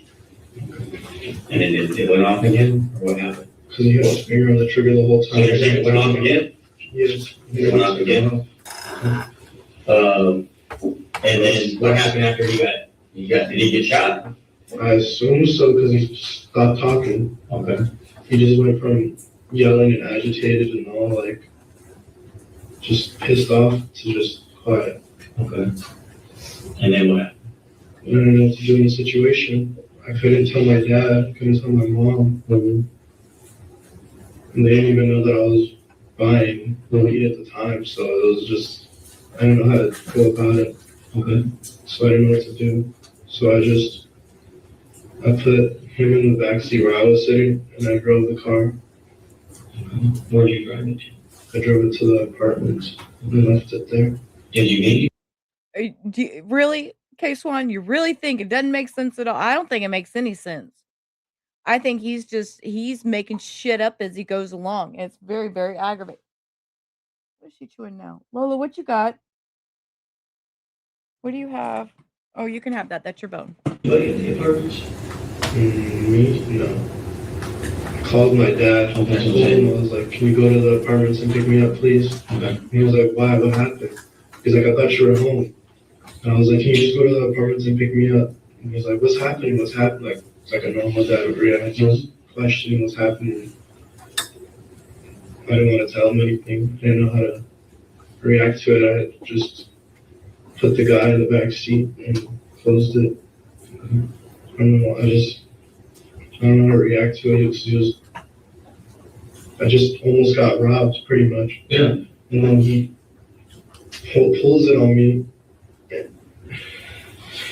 And then I push it away, and then she's not talking anymore. She's not doing anything anymore. And then he turns it on me again because he wants to. I mean, obviously he wants to, you know. He turns it on me again. This makes no sense. This makes no sense. Push it away, and then pretty much. Yeah. And then he pulls it on me. And then I push it away, and then she's not talking anymore. She's not doing anything anymore. And then he turns it on me again because he wants to. I mean, obviously he wants to, you know. Such a bullshit story. So when you get to the apartment, what do you do with the apartments? When I get to the apartment, I looked for my dad's truck while in the car, and I had all the lights off, so he couldn't see in there. I had the windows up. So after that, I saw his truck, and I put my window down. I kind of flashed at him. I was like, "Are you okay?" He was by himself, so I was like, "Okay, I should be okay then, I guess." So. In the closet at 1940 or 1900. Detective, is that consistent with the evidence you uncovered? No, ma'am. Why not? He said when his dad arrived, he arrived by himself. Again, we had video surveillance that was obtained from the defendant's house under search warrant. The video surveillance shows his father and his mother, Myrta, leaving the location together to go to the location. And when the vehicles arrive at Danny K, what do you observe on that video that is, if anything, that's inconsistent with what you're saying here? When they meet up, Dad gets out, speaks to him. Dad gets a towel, which appears to be thrown from From the inside. Myrta threw the towel. I remember watching this video when it was happening, and we were all dissecting it, trying to like, what in the world is happening? This has been going on for and this was before I actually started streaming, that I was like on this wanting to stream. When I got to this point to be able to stream, I wanted to stream this trial. So it's kind of heartbreaking that I didn't get to stream the whole trial, but I do have the excerpts that we can go through. So inside of the truck towards the driver's seat, and Ramon proceeds to wipe things down, and then they relocate after they have that initial conversation. In that exchange that you're referring to, does the defendant stay inside the car? No. He gets out of the car for a brief second and then gets back in. Okay. And when he gets out of the car in that exchange, where was Ramon? He was in the doorway. Drove it to the parking spot, and I left it there, and I tried to clean. I don't know. You try to clean it? I mean, yeah, I How did you try to clean it? I had a hoodie on at the time, and I was just like that on top of the steering wheel. Okay, so hold on a second. Good night, Orange. In here. So you're wiping it with a hoodie. What hoodie were you wearing? It was black. The black one? Is that still at your house? I don't know. I think so. Where would it be in your house? I don't know. In your room? I mean, maybe. I don't know. Honestly. The wash? No, I didn't throw it in the washer after. Because I didn't know what to do. Didn't throw in the water. Didn't know what to do. You basically start cleaning. How long? Where were you cleaning? I told you I was clearing the steering wheel. Oh, the steering wheel. I had just put my finger around it and I didn't know. No, but the thing I'm talking about, the cleaning, I was going with my hoodie. Okay, so over the steering wheel. Okay. Did you wipe the inner part of the vehicle? No. No. Okay. Do you remember what he was wearing? What he was wearing? Yeah. Kind of looked like a tracksuit. What color was it? Those dark color. What about her? Turned on her light. What about her? What was she wearing? I don't know. Yeah. I just saw she was pregnant. Cause she had her shirt like, kind of, I guess it was hot for her, so that's why she had her shirt like this. So let's go back kind of to the, how much, like, obviously you said he shot, and where was he when he was shot? You said he was in the front seat? Yes, because I turned it back on him. Turned it back on. Okay. And then when you moved him, explain to me how you moved him. Just put him in the back seat. Did you pick him up? Did you pick him up? If you could just explain how you did that. So did you just pick him up underneath his arms? Did you drag him on the ground? I was already in the back seat still, so I just kind of pulled him in. Oh, so you did it from the front of the vehicle, from the inside the car? You never took him outside the car?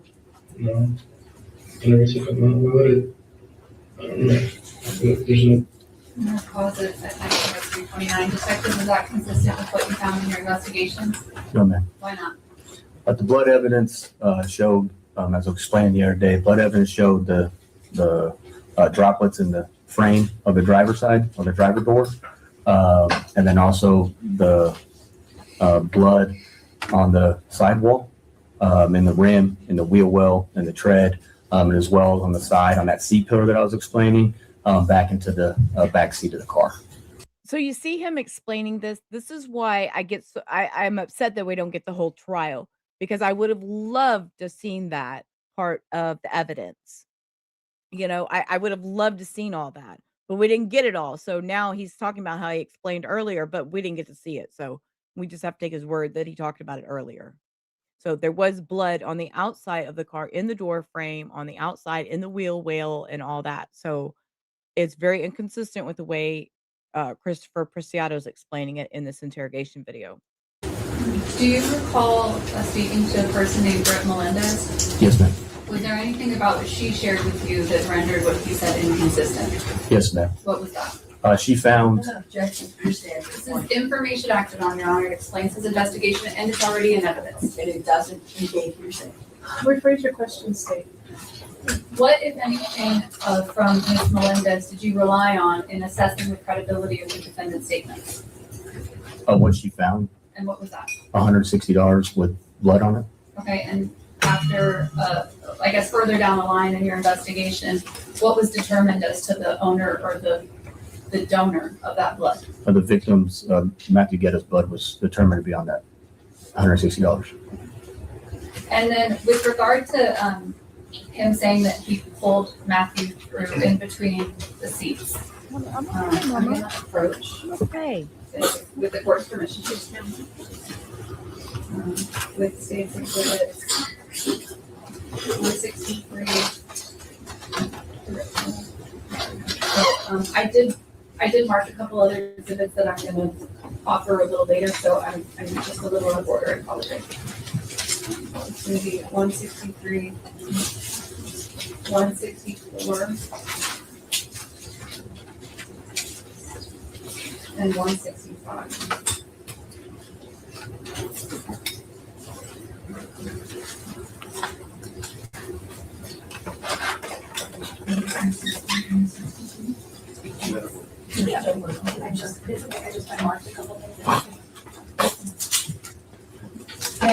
Yes. Detective, I'm going to show you what's been marked as State's Exhibits 163, 164, and 165, and ask if you recognize those photographs. You're on YouTube. You're on YouTube. You guys, that's my baby girl. Yes, ma'am.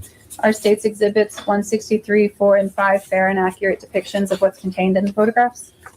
Yes, ma'am. Your Honor, we'd offer into evidence those 3 exhibits. No objection. States 163 to 165. Okay, trigger warning. Yeah, public channel. Yes, ma'am. Trigger warning. All right, I'm going to start with 163, Detective. And with the touchscreen in front of you, I'm going to ask you what, if anything, in this exhibit. Oh, here we go. Okay.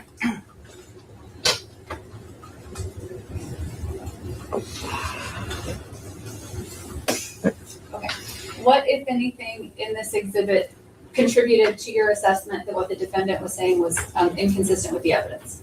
What I was looking at, obviously there appeared to be large quantity of apparent blood in the center console. He was stating that he brought him over the center console in between the 2 seats. Matthew's very tall and lanky. To bring him over, you'd have to go through, like I said, the center console's legs would drag. What I was looking at was this apparent blood streaking down.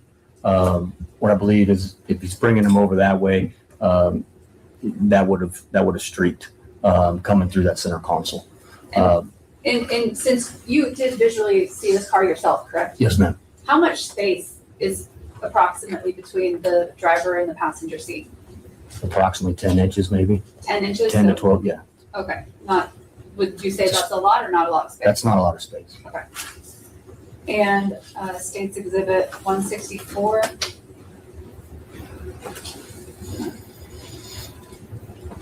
Can you point out for us from that angle what it is you're referring to? Yes, ma'am. I'm looking at pretty much the whole side on this one. What I'm lacking, because Matthew, there's obviously a large quantity of blood as we saw from the door and the front driver door in the back.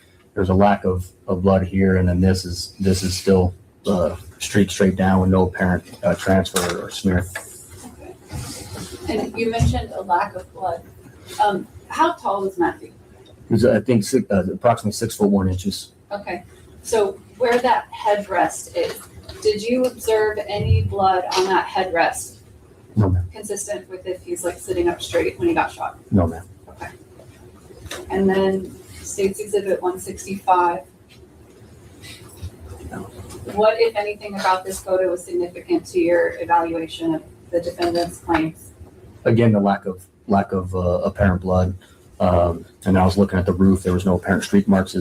Matthew's very tall. I would have expected if he didn't go through that low, he would have had to go very high because, like I said, Matthew's a tall individual.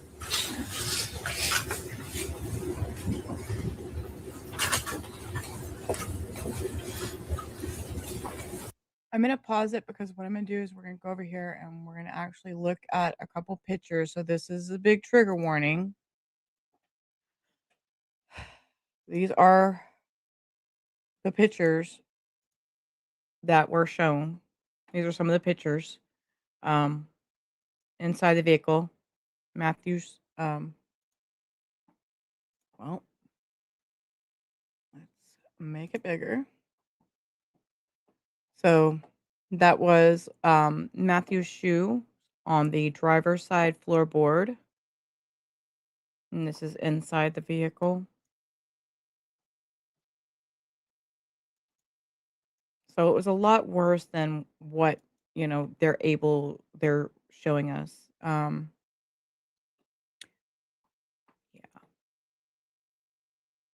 And there's a cell phone, and there's one of the bullets. This was inside the Preciado home. And that inside those doors was where they had to go to retrieve the gun. This is his Ramon Preciado's truck. So, yeah. Okay. And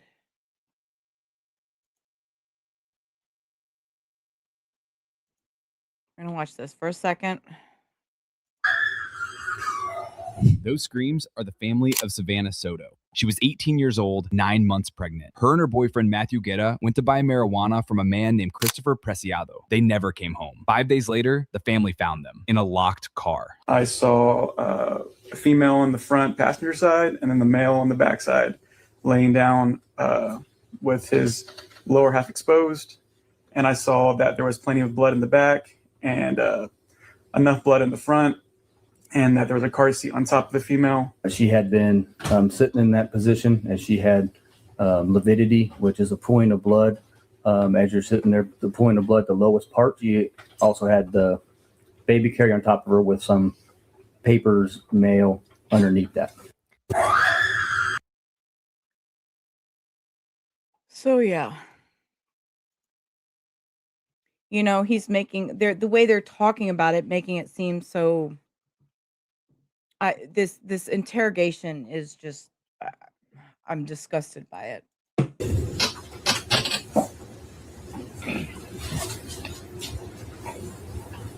That would be 1903-29. But I didn't see the point taking him out because then everyone's gonna see that. Everyone's gonna see that. Did you take him out of the car? I didn't even mean for this to happen. It just, he pointed it at me. I didn't know how else to react. So, did you ever take him out of the car at all? No. Okay, So you just pulled him from the front seat to the back seat? Yeah, but I was like, I had this door open, the back door open, and I pulled him back and I just kind of left him on the seat like if he was sitting there. Okay. And I then, didn't know what to do. and then whenever you left, did you look at him before you left? How was he sitting? He was kind of like a little bit against the seat, like the back he was seat? like this is the back, like this, right? But he was like this, like he was asleep. Like forward? Yeah, kind of like against the seat, like he was like just asleep there. Okay. But she was just laying like that. It's over this way? Facing out the window, and she was facing towards the. How did the car seat get to the front of the car? What do you mean? The car seat was in front of, in the front seat, on top of her. How did it get there?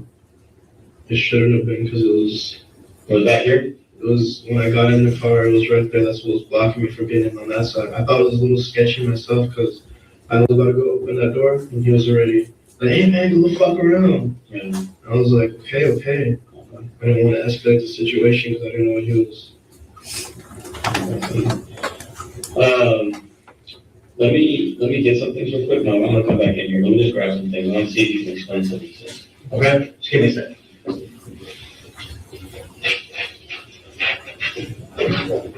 Hey, did you want water or anything like that? I was gonna ask him if dad's okay. Yeah, he's okay. His knees are kind Yeah. And he said he's good. I've been checking with him. The detective's been checking with him to make sure he's good.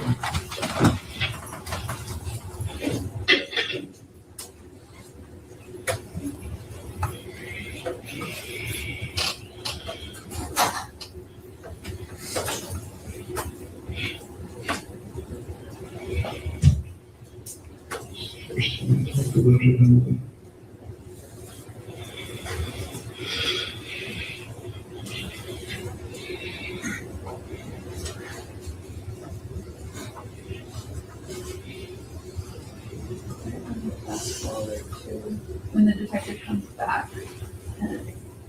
1914. close to.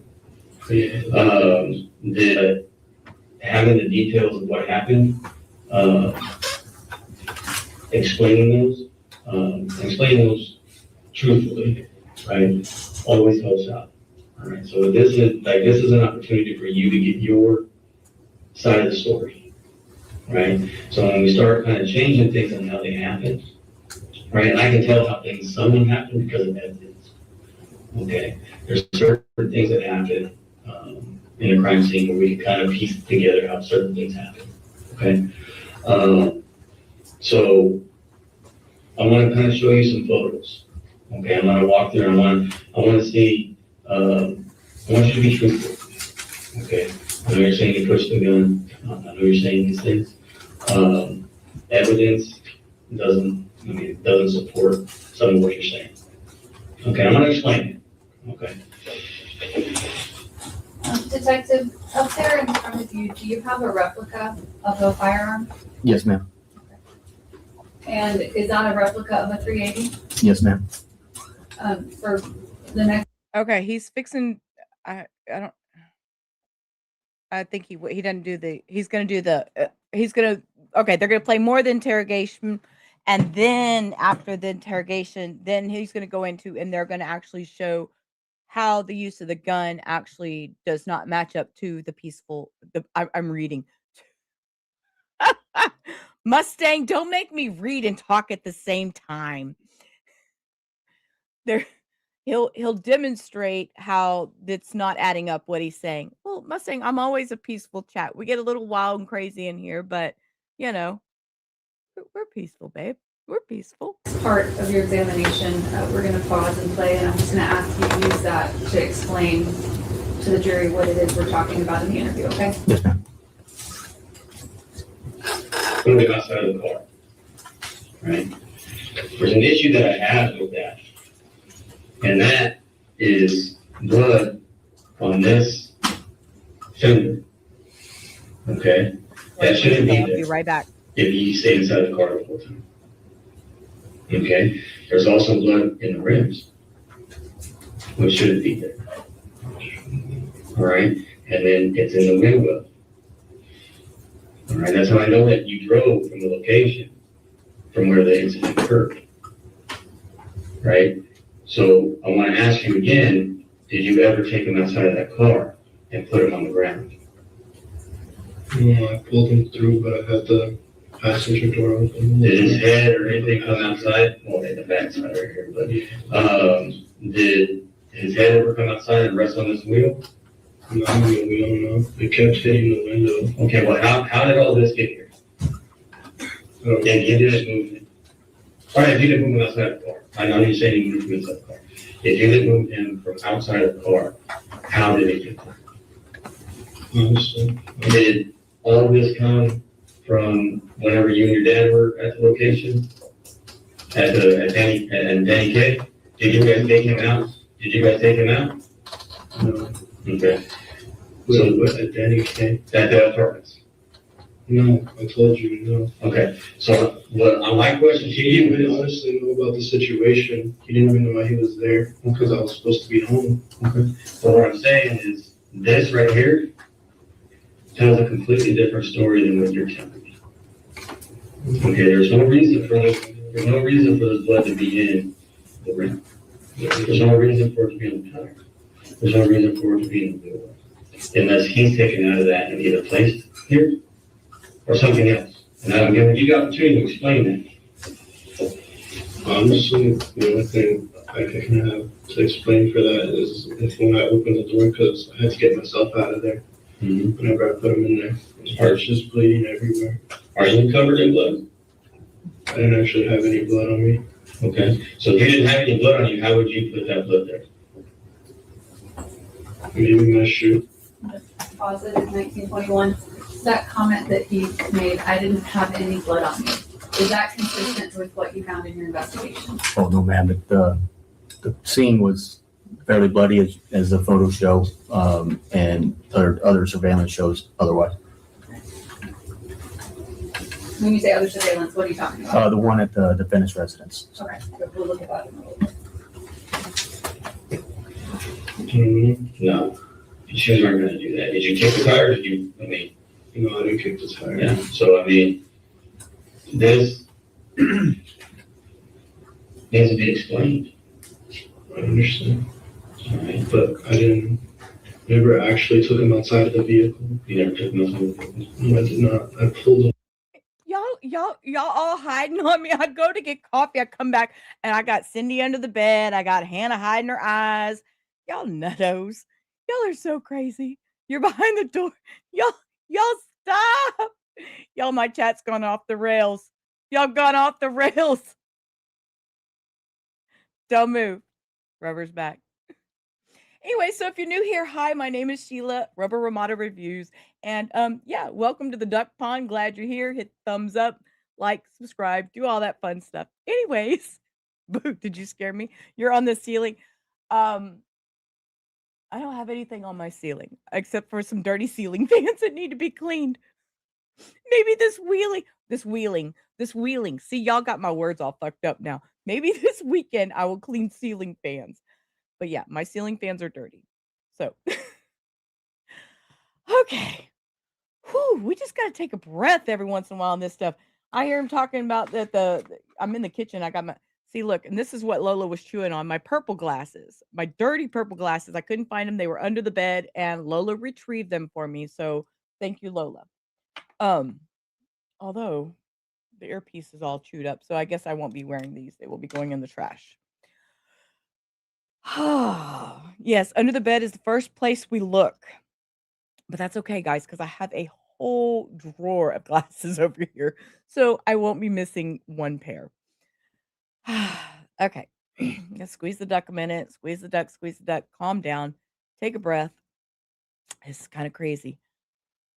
But anyways, I heard him talking about that he didn't take him outside the car.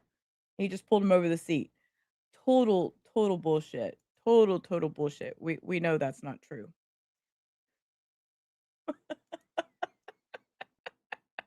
Y'all are crazy.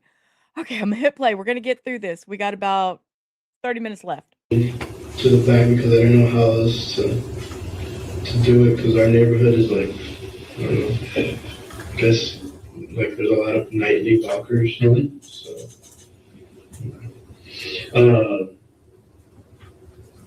I mean, I don't know how this got here, but honestly, I don't know how else to explain that because I told you I pulled him through there.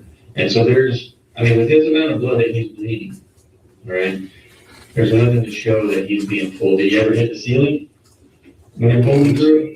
No? No. Okay. Do you just not remember pulling him outside and then putting him in? Because his pants are completely down. What? Yeah. And he has drag marks. He had drag marks also. Yes. And they're saying that his pants were down because he wore, you know how I hate this, but you know, the younger generation wears the sagging pants with half their drawers hanging out. From what I understand and from what everything I've gathered and the information that I found is when they pulled him outside the car and to put him in the back seat, that dragging him caused his pants to come down. Because there was all kinds of speculation when the story first broke about the fact that his pants were down. There was all kinds of rumors and speculations about his pants being down. Well, it was because he dragged him and he was wearing those, sagging his pants. Exactly. I never took him outside the car. That's the only thing that I'm not understanding here. So whenever you pull him, do you see his pants down? Not that I know. Not that you know. Because I wasn't paying attention to that. I was just focusing on the main situation of everything was happening. Do you think you could have just done that and don't remember it? Could have done what? Put him outside the vehicle? I don't think so, no. I mean, it's possible when I was closing it, he kept leaning out. He's leaning out? I mean, I don't know, I kept trying to close it and he was like only leaning halfway. He kept leaning a little bit out. Mm-hmm. So let's show you this one. I'm gonna get working, okay? This right here is him in the back seat, okay? This wound right here, that's called a contact wound, right? So you pushed, it means that the gun was up against his head when he was shot. That's on the right side of his head. So his head would have to be facing this way, looking this way, when his gun hits. He was looking at her the whole time. So how is it, you said he was looking at you, he pointed at you? Well, he had it pointed at me, and then he was like, kind of going like that. Does not add up. Because he was just trying to see like trying to help her, I guess. Okay, so you're saying you pushed his hand went weird and shot himself? Like that. Okay. Like with his left hand like that. His left hand? Yes, that's what so you said like this? Like this.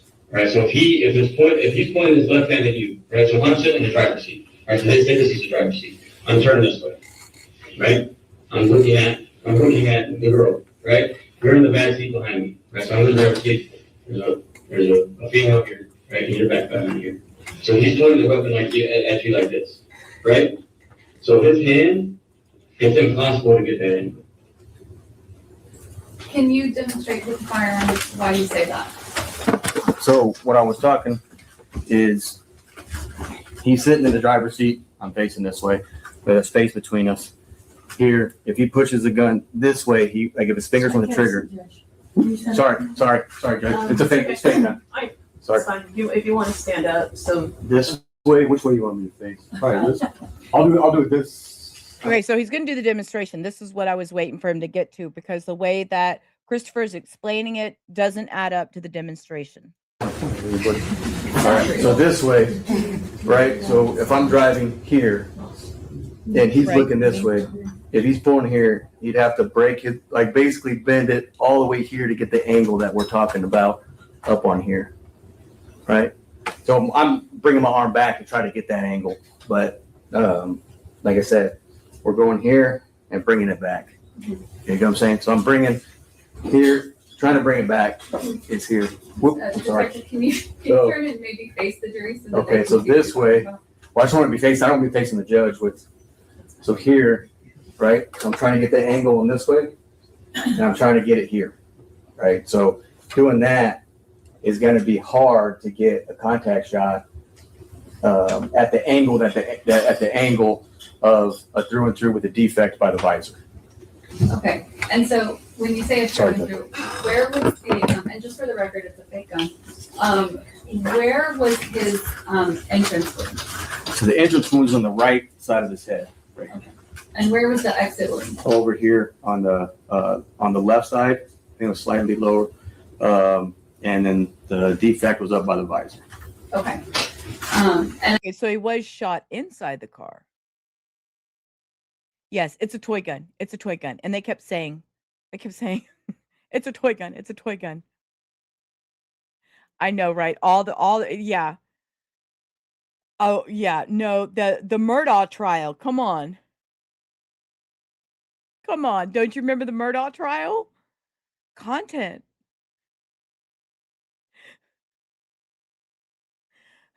They all showing and waved it right at the judge and everything. It was crazy. Yes, Pig Latin. Pig Latin. You didn't get oh gosh, Murdaugh trial was crazy. Yeah. And obviously you're not the medical examiner, but were you present at the autopsy just to see those wounds? Yes, ma'am. Okay. And as far as the projectile being in the headliner, did you observe any defects on the car that could have accounted for it coming out of the left side of his head and hitting something and then going up into the headliner? No, ma'am. Okay.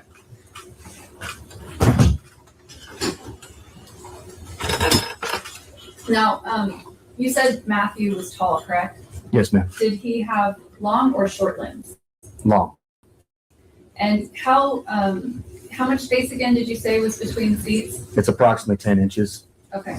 So based on the defendant's story that Matthew was pointing the gun at him like this, with regards to how Savanah got hit, he's saying the gun's in his face. What about the positioning of those seats played a role in your evaluation of whether that was reliable or not? And let me try to turn this way because I want to point at Judge. Do you mind if I don't want to point it at anybody. So however y'all need to do it. All right. So if you're coming here, you have the side of the seat, and then you have the side of the driver's seat, and you have the center console here. Right. So if he's pointing it back like this, he pushes it. The barrel of this gun is going to hit the shoulder rest, or if he hits tall enough to clear, he's going to hit the head rest. But to get that again, the angle on Savanah, she's over in the back right. So like I said, he would have to hit that side, or if he brought it back and then extended. But that's obviously if he's just pushing the gun, it would just, like I said, went off. Right. We're just talking about his version, right? Yes, ma'am. Push the gun. Is that what he said? Yes, ma'am. Okay. Was there any damage to the passenger side seat or headrest that would be consistent with his version? No, ma'am.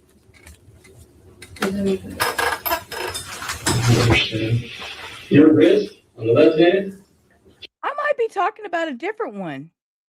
I thought he waved that gun in the back, and it. What was the y'all got me all confused now? What was the trial?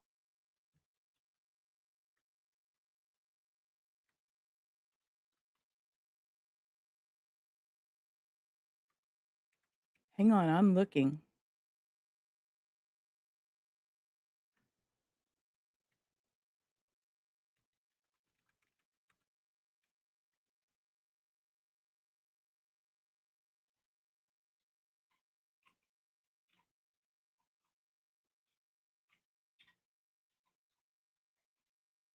I swear that was murder. I'm gonna have to find it because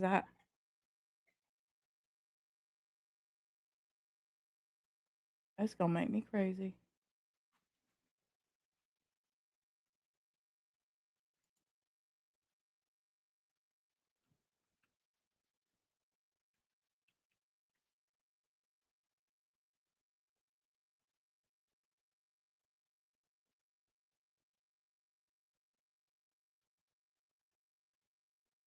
I'm gonna have to find it. Y'all gonna make me crazy.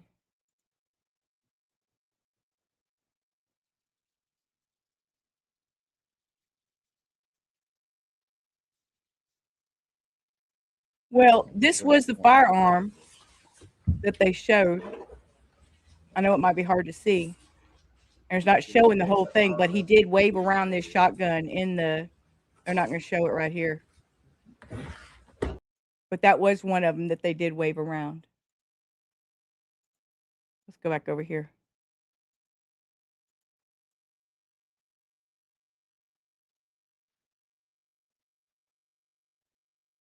Yeah, that was a totally crazy trial. I would love to review that trial again. Go over bits and pieces of it. That would be fun. Can't go that way. You have to bend your wrist all the way back here. I don't know if you get that angle. Well, what I'm saying is it doesn't get that angle. Right? No matter what you do, if I pointed it here, you're probably going to hit it. You sure as hell ain't hitting there at a straight angle. And the gun is not coming all the way this way, unless, like I said, unless you grab it and you put it to his head. I think you just grab it. Okay, so you have to put it all the way, come back all the way over here and pull the trigger to get a perfect straight angle. All right. It's in the middle of the night. Okay. So still some. That's her. Okay. The car seat's on top of it. And you said you didn't do that. I was in the back. So how did they get there? Honestly, I couldn't tell you. Okay. I genuinely couldn't tell you. There. Because when I left, she was in the back. The car seat was on his right. He was kind of leaning against the door, or not the door, but like the back seat of this one. So she was just like that. She's just like this? She wasn't moved at all. So you have no idea how the car seat gets here? Honestly. Yeah. So these shoes were his. Okay. And then I'm going to explain something else to you. This is the back of her head. That's the one over here. On the right side of her head. On the right side? Right side of her head. It's over here. So you saying that things like this. I'm here. I just don't want to smoke on camera, guys. Not during this trial. So I'm turning my camera off to smoke. His left hand, you push it, and his arm goes this way. It would have to go around. It would have to go around the headrest, because there's no damage to the headrest, and hit her at a straight angle from behind, which is impossible. How so? I don't understand. How so? It's how it happened. Look. She's sitting here. She's agitated on the phone. Mm-hmm. He's there, agitated, yelling at me with a gun in my face. Mm-hmm. Now everybody's agitated. So as soon as she's doing that like this, I push it, and he has his finger on it already, so I just push it like that, and then it just, okay. You just hear the loud ringing. But where she's hit, she's on the phone. She's not on the phone, she's like this looking at me. Okay, so she's looking down like this at her phone. Okay? But she's looking down. Your guys' disturbance coming right here. But you know, your guys' disturbance is over here on the left. Yes. Right? So if you push the gun, there is no way for that bullet to have a straight angle this way if his hand is over here. It's impossible. Because the gun would be pointing this way. Okay. Right? So I can see hitting her here. But hitting her here? Because it looked like it hit her right here because she went like that. Well, it didn't. So it hit her right here. I went to the autopsy, I observed it. Okay? I know where her injury is at. And you'll later find out it within all this, you will find later that that that the gun that they found in their home, in the Preciado home, matches the bullets that was found at the scene. All right, so these are inconsistencies to your story. They don't match up. The evidence, let's let you know, the evidence tells us a story. Okay? And what you're saying of pushing the weapon and things like that, it doesn't add up. Although he had a gun in my face. Well, even if you push it, the angles don't match. He had a loaded gun in my face, and he pulled it. I don't know what else to say. Did you have a gun? No, sir. Did you wait up? If this is self-defense and you had a gun, I don't have and he pulls a gun on you and then... The thing is, I don't have a gun. Okay. I don't own a gun. Did you take his gun from him and shoot him? No. Okay, then how, like I said, these injuries... I didn't even touch his gun. I just kept pushing his hand and pushing it away. Well, the only time I touched it, I guess, was when I went like that. Okay. Where did his gun go? I couldn't tell you. I think whenever it went like that, it kind of went like that and fell in her lap a little. Fell in her lap? So you fell in her, like, at the bottom. In the bottom of the bottom seat? You didn't take it? Touched it because, well, I didn't take it because I never touched it. Okay. So you never took the gun? Was the car locked? What do you mean? When you left, did you leave the car locked? No. I left it unlocked because I didn't know how else to deal with it. I just parked it, left it. I told my dad to meet me on this side. And You would not leave the car unlocked. Sir, I have such an issue with that. Okay, you mean to tell me after all that, you're just going to leave the car unlocked? Dude, I mean, I'm not the sharpest tool in the shed there, like Cindy's talking about, but yeah. So yeah, his gun went to my house. Okay, no. he picked me up and then... Well, you and your dad meet first, and then your dad comes up to the car and Yeah, talks he to comes you. up to the car and tries to talk to me, and I'm like, just go over there real quick. He's like, did you steal this? Did you steal this? And I'm like, no, just go over there, just go over there. And then that's when I flew into the space, and then... So you don't have a gun, you don't know where his gun went. Yeah, where did his wallet go? What do you mean his wallet? Yeah, you didn't in the wallet. Where's his wallet? How about his phone? He took my money. I don't know. Did you take your money back? The thing is, no, because the whole situation was just fucking horrible to me. It was just... So what were you and dad doing at that vehicle for about 5 minutes after you guys parked back there? Did you guys sit there for about 5 minutes? Wiping it down, sir. What do you mean? After you go behind the building and park the car, he follows you in his truck. Okay. You guys stayed back there for 5 minutes. Okay. What were you guys doing? What were you guys doing? Well, I told you already. Just talking? And you're wiping down the steering wheel? No. What do you do? He kept trying to ask me, trying to question me, kept trying to get close to the car, so I just closed the door. And I got a towel he had in the truck, and I just wiped the outside of it. Was it 1931-25? Is that consistent with what he said earlier in the interview? No, ma'am. Why not? He just stated that he wiped down the car, the steering wheel and left with Dad. And now what's he saying? Now he's saying that he told Dad not to go near the car, and then he proceeded to take a towel from his truck and wipe the outside of the truck. I mean, outside the victim's vehicle down. Trying to talk to me, like, well, so what's in the car? And we've seen the video of when they pulled up, how his dad also helped wipe the car with the white towel that was thrown to him from inside the Chevy Silverado, which was done by the mom, Myrta. What happened? Why do you have that car? He keeps trying to question me. I don't know what else to tell him.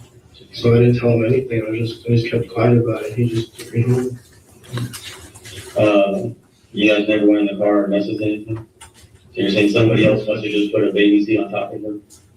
I guess, I don't know, because I didn't like actually go through his vehicle. Did you get your money back? No. No, you didn't get his wallet, none of that stuff? No, I didn't. So you just drove the vehicle and then just left it? Yes, because I didn't know what else to do. the thing that scared me the most is that he pulled the gun and he already had it on the trigger, and he was willing to kill me over $60. I gave him 100, but he was willing to kill me over $60. So I don't know what to do. Gave him 100, but was willing to kill him over $60, and they found $160 of blood money of money with blood on it at the scene. Okay, something's not adding up. So my biggest thing, I'm gonna pause it again at 1932-27. Detective, as a law enforcement officer for 20 some odd years, do you have a lot of experience handling firearms? Yes, ma'am. I mean, to become a peace officer, you get training on it. Yes, ma'am. When a person has, what did you call it? It'd be index. Okay. When a person is not in the index position and they actually have it on the trigger, in your experience, how much? Good night, Mustang. I guess. Thanks for being here, hon. How much force can a hand take before it pulls the trigger? It depends on the pounds for the trigger. But I mean, if someone's pushing your hand, you're trying to shoot them, you would expect some type of resistance, so it'd be fairly quick. Okay. So about what he's saying about how the second time that Matthew supposedly points the gun at him and he pushes it the other way. What does he say as far as whether he actually grabs and manipulates the hand versus just pushing it? He said he just pushes it.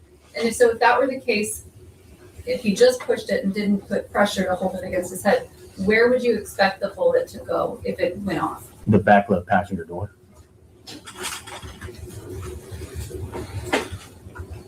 story of you pushing the gun, injuries to them are not consistent at all. The injury to his head is the gun was pressed against his head. Doing it with his left hand, this way, to get that straight angle, you can't get.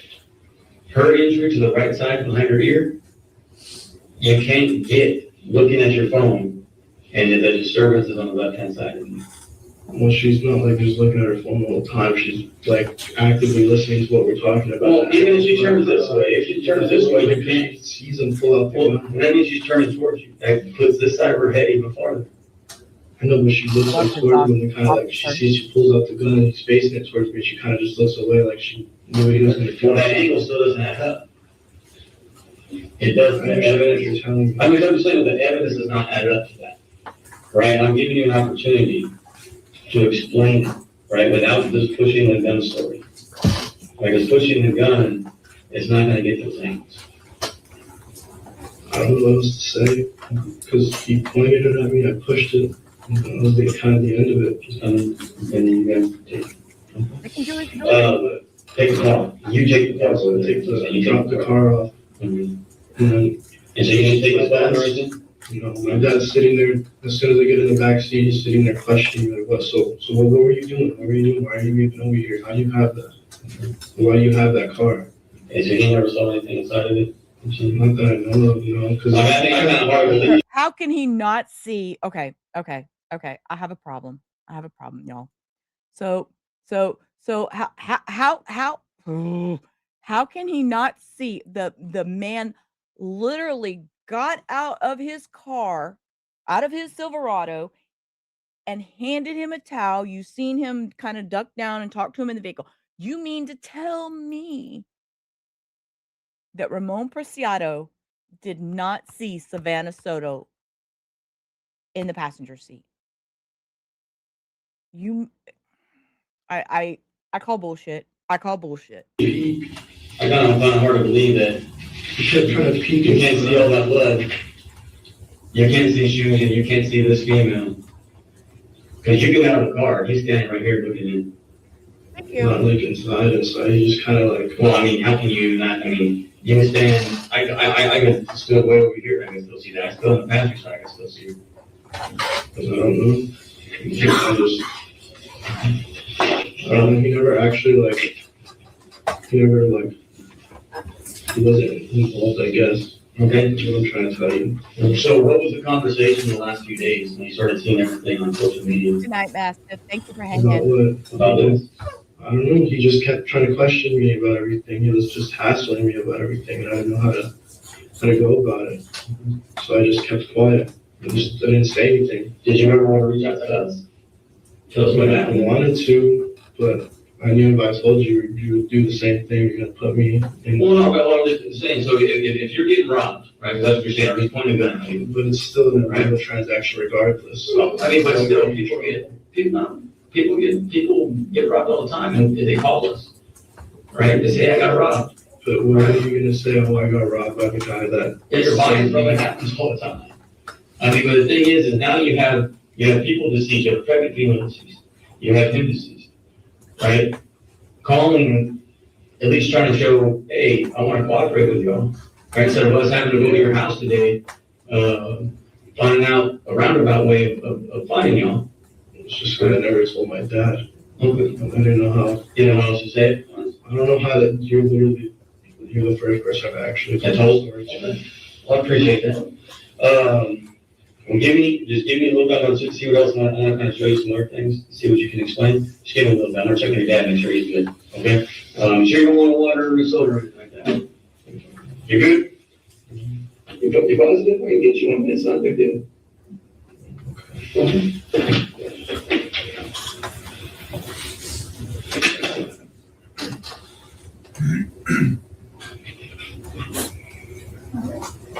Detective, while you're interviewing the defendant, what, if anything, is taking place at his home?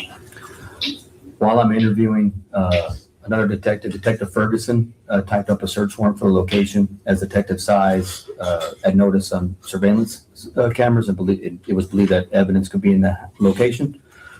So the warrant was executed after signed by a magistrate, and the search of the house was being conducted while I was talking to him.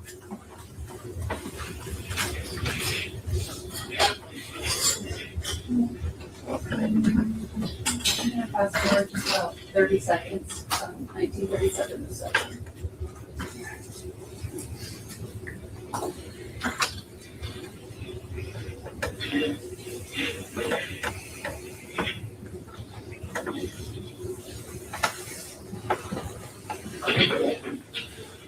Quick question, brother. That 380 at the house, whose gun is there? What do you mean? There's a little 380 at the house. Whose gun is it? 380. A little semi-automatic handgun. We don't have guns at our house.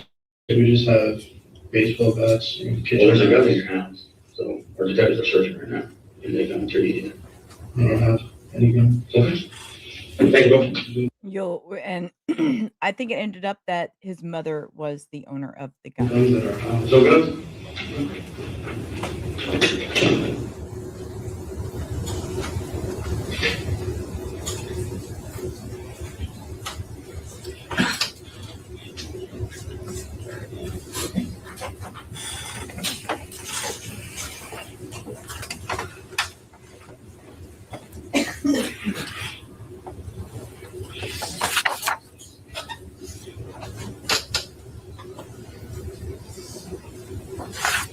Okay, that's the end of the interrogation. I do want to show y'all this though, just so you see. Remember me telling you, I was talking about how they spray painted the side of a car. This was the car in the actual driveway at the Preciado's home right after everything. And yeah, they spray painted his car. So let's look at this. This is a short, this is just a few minutes. This is a minute and a half long. This was when Carlos Preciado was, this was before trial. This is all pre-trial stuff. So I just want y'all to watch this because this will give you a little glimpse into the father real quick. And we'll look at a couple more little excerpts that they gave us from the trial. Cash deposit somewhere? No, sir. Do you have a safe full of jewelry or cash or anything like that? It's all in the pawn shop. Might have a couple of little pieces later on here or there, but maybe $300 for it. They're mostly sentimental value, you know what I mean? You said about $300 worth in a pawn shop? No, in the pawn shop, that's the ones that I've been pawning them since This was And when he wanted his bond reduced to get a bond reduction hearing because he wanted to be able to be out. So he did get his bond the reduced. summer, things got rough for us, so we've been pounding them. So they're all in the pawn shop. Just so I'm clear, and it's a little hard to understand exactly what you're saying, but sit down, please. Sorry. That's okay. You have some things that you have pawned, is that correct? Yes, they're all in the pawn shop. Yes, sir. When times were tough for you economically last year, is that correct? That is correct. In the summer of 2023? Yeah, they're still in there. And it would cost you money to go get them, is that correct? Yes, sir. So you don't even have access to them right now, do you? No, sir. You have to raise money to get them out of the pawn shop. So he's talking about having to raise money to get the stuff out of the pawn shop. Well,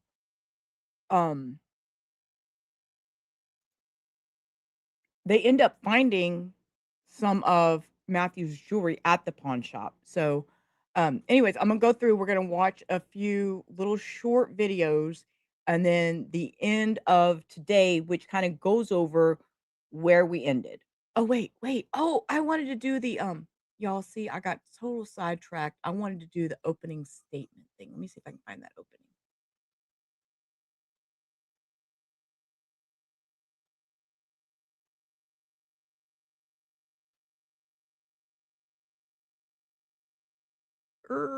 Where is it? Oh my gosh. I know I had it pulled up. Hang on. I'm trying to see which tab it is because I have a whole bunch of tabs open. There's medical examiner. Testimony winds down. I think it's right here. Opening statements, day 1.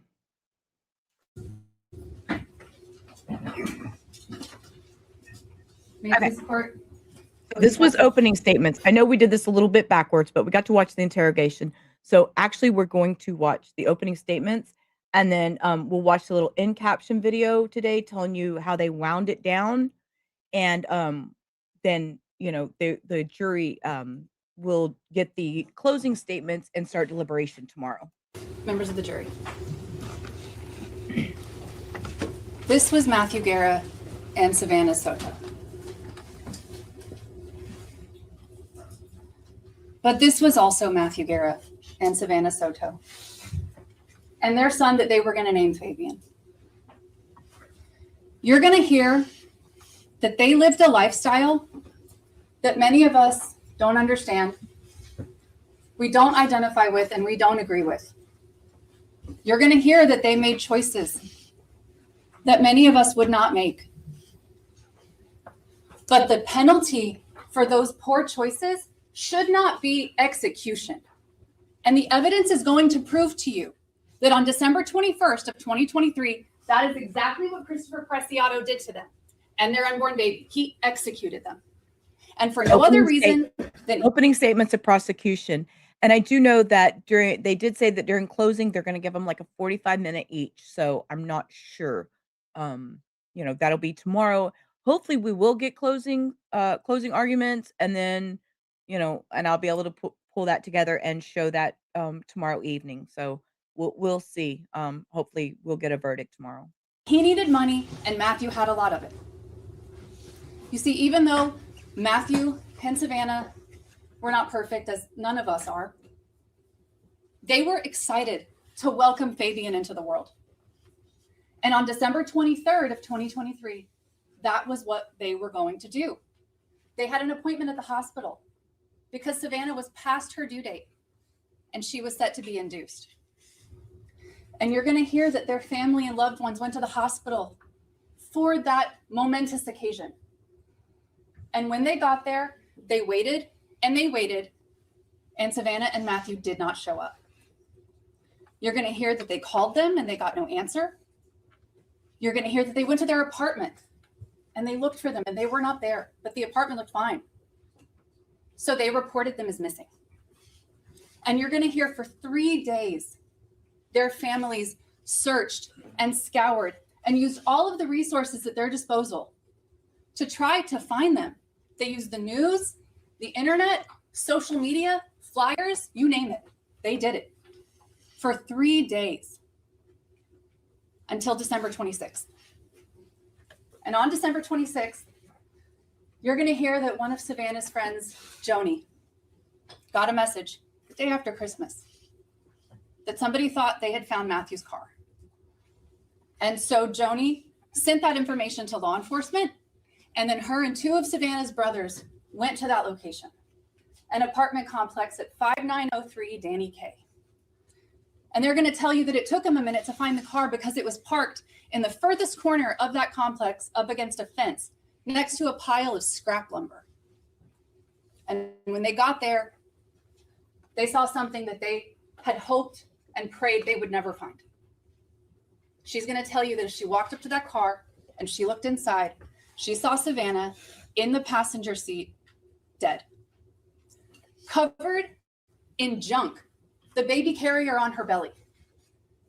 And you're going to hear that she was so distraught by this discovery, she didn't even notice Matthew lying down in the back seat, also dead. You're going to hear that thankfully, right about the same time as Joni and Savanah's brothers got there, law enforcement arrived as well.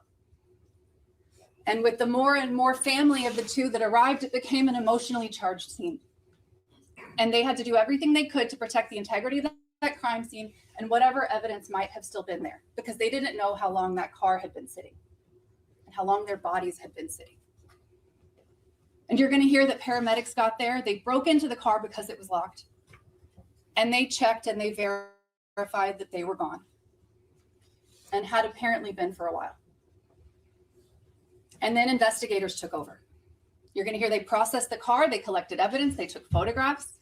And once the ME's office came and took Savanah and Matthew's bodies, they were able to actually get inside and see what they were dealing with, because at first they couldn't tell.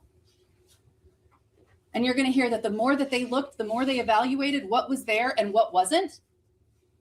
This was adding up more and more like someone did this to them and not like they did this to themselves. You're going to hear that they did not find a gun in that car. You're going to hear that there were items that you would think would be there of value that were not, including Matthew's wallet, his ID, money, some rings that he regularly wore on his hands. Savanah didn't have a purse. You're going to hear that based on the lack of evidence and the actual evidence that was there, including the bullet wounds to their heads, this was looking like someone did this to them. So they started their capital murder investigation. And you're going to hear that, like many of these investigations, they looked for one of the most common things that we jump to, which is surveillance video. And thankfully, they found some at that apartment complex. Not as much as we would have wanted, and not in all the places we would have hoped, but they got some.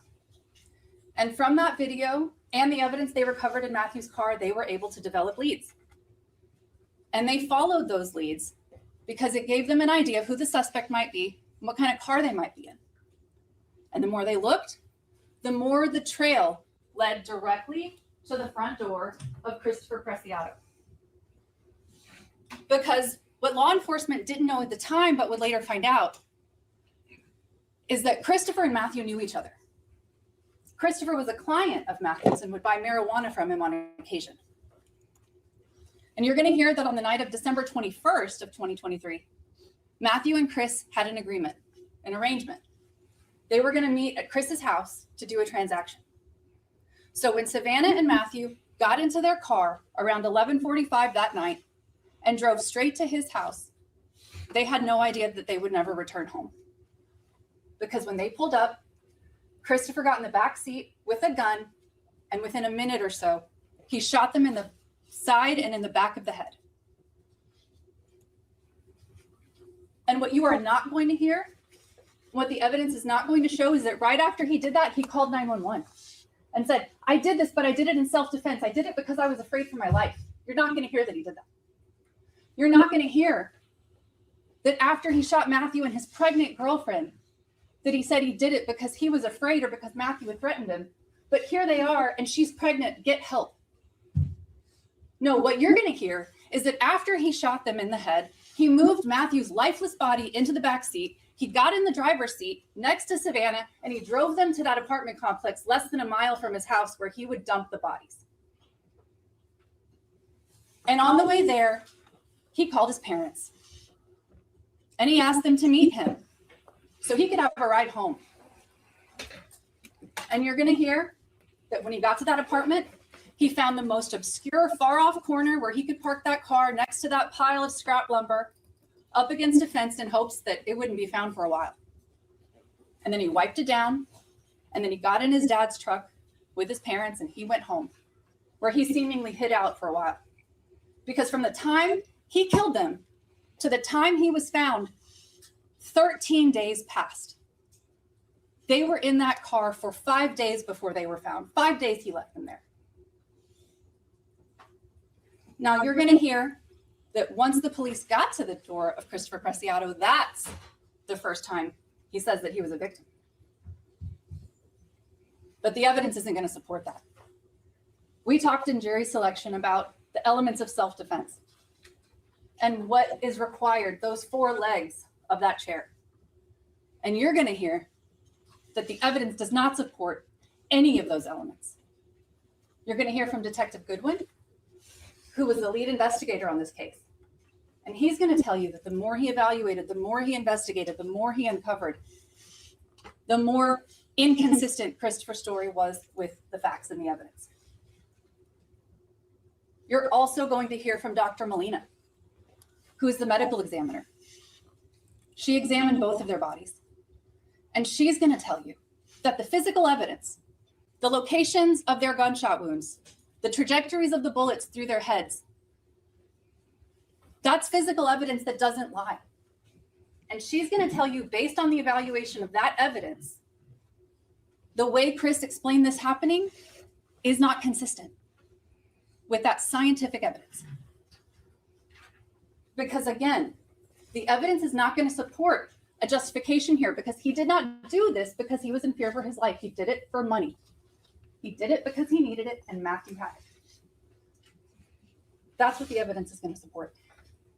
Now, because of the nature of the case, I have to warn you, there are going to be things that you're going to hear and that you're going to see that are going to be difficult. But like we talked about during jury selection, we have to prove every single one of these elements beyond a reasonable doubt for every single one of these counts. Absolutely, Hannah. And we have to disprove self-defense beyond a reasonable doubt. So we're going to have to bring you that hard evidence, but we will try our best to be sensitive to the nature of the evidence. But we have to bring it to you for Matthew and Savanah and for Fabian. Because at the end of the day, you're going to hear that there was nothing that happened in that car on that night that justified Christopher Preciado and taking out a gun and taking out an entire family in less than 30 seconds. So we're going to ask that you hold him accountable for that and that you find him guilty of all 3 counts of capital murder.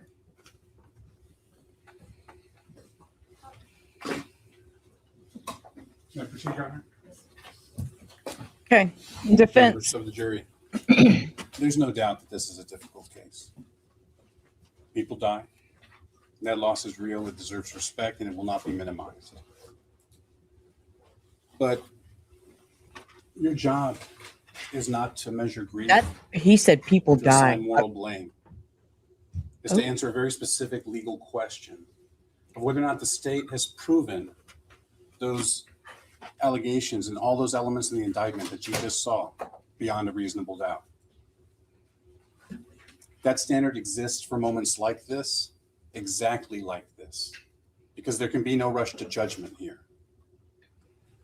Now, the prosecutor laid out her theory of the case and what she believed the evidence would show. And there were a lot of assumptions in that theory. What she did not say, and what we believe the evidence will show, is that there are no eyewitnesses to this offense. Nobody's going to testify that said they saw Christopher Preciado pull a trigger with any sort of intent or deliberation. There's no video evidence of this crime that took place. You're not going to receive any blood spatter evidence that implicates him in this capital murder. There's no DNA evidence that's going to implicate him of capital murder. The evidence will show you're not going to find any evidence of fingerprints. of any kind that would implicate him in this capital murder. Did we not just hear There would be his? no gunshot residue evidence that puts a gun in his hand on the date of the offense. Okay. You may hear opinions, you may hear interpretations. As long as y'all heard the same But- interrogation I heard. Opinions and interpretations, even beliefs, are not enough. And the law draws a distinction between beliefs, even experienced beliefs, and what the evidence will show and what is needed to prove something beyond a reasonable doubt. You will hear or may hear that my client gave a statement to the police, but he did not confess to a crime. You know, when my glasses go up, I have things to say. It's like all of a sudden my glasses go up and I'm just like, fucking, I got shit to say. I'm going to get it. Squish the duck, squish the duck, squish the duck.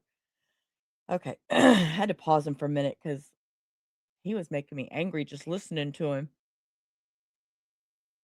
Okay. All right.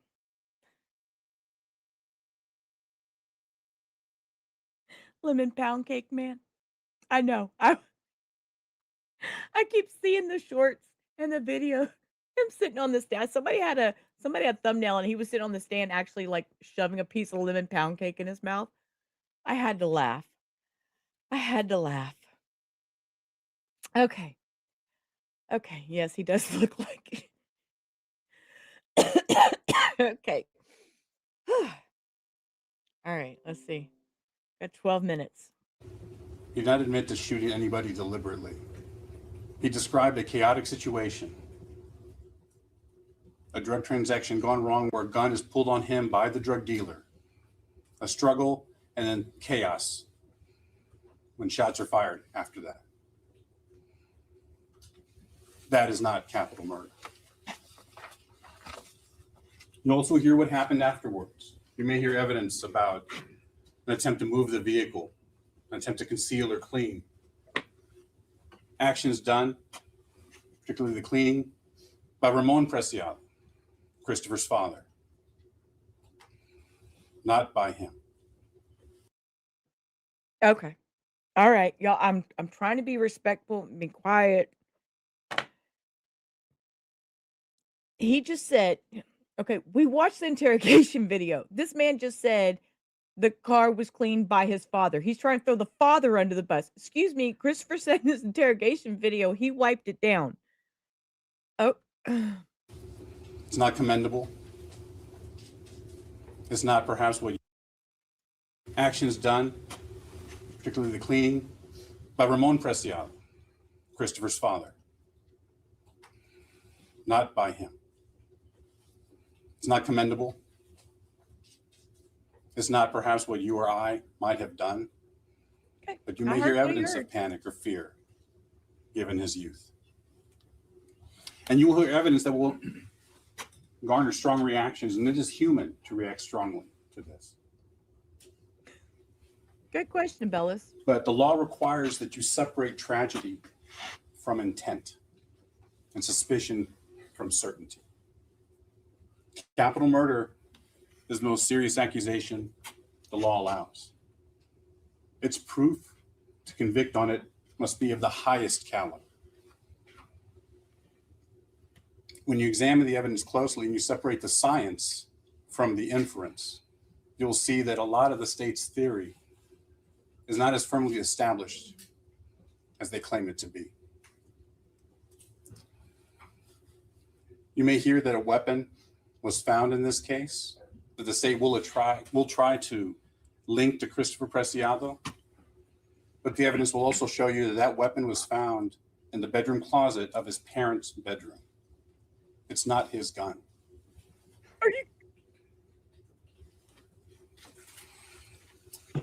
If the evidence at the end of this trial leaves you with a reasonable doubt as to intent in this case, then it could. Y'all, I want to breathe, squish your duck. Welcome to the duck pond. Hi, if you're new here, we'll see some newbies hanging out in the background over there. My name is Sheila. Welcome to Rubber Ramada Reviews, where some days I lose my shit. Yeah, his dad hasn't had his trial yet. It's still to come. And man, I'm waiting for that one too. And if they recharge Myrta with anything, I think it'll be interesting. I think they should at least have charges of tampering with evidence. So that's just my opinion, though. Okay, let's rewind him just a couple of seconds. We found the gun in the closet of his parents. So his parents had something. What are we even trying? It's like, yeah, we're going to ignore all the science. Daddy cleaned the car and the son was just hanging out driving it. Okay. Yeah. And I'm with content. Yes, Abellis. Sit down, Taco Bell Grande. But you know what? Marta. Marta? Marta. Marta. Marta. Sorry, it's my Marta. Marta. I don't know. My mother-in-law is Hispanic and she speaks to me in Spanish. And so I catch that Marta. That's the way she says it. I don't know. Quit teasing me, damn it. Does a Taco Bell Grande? No. But a 5-layer burrito sounds really good right now. Okay. But the evidence will also show you that that weapon was found in the bedroom closet of his parents' bedroom. It's not his gun.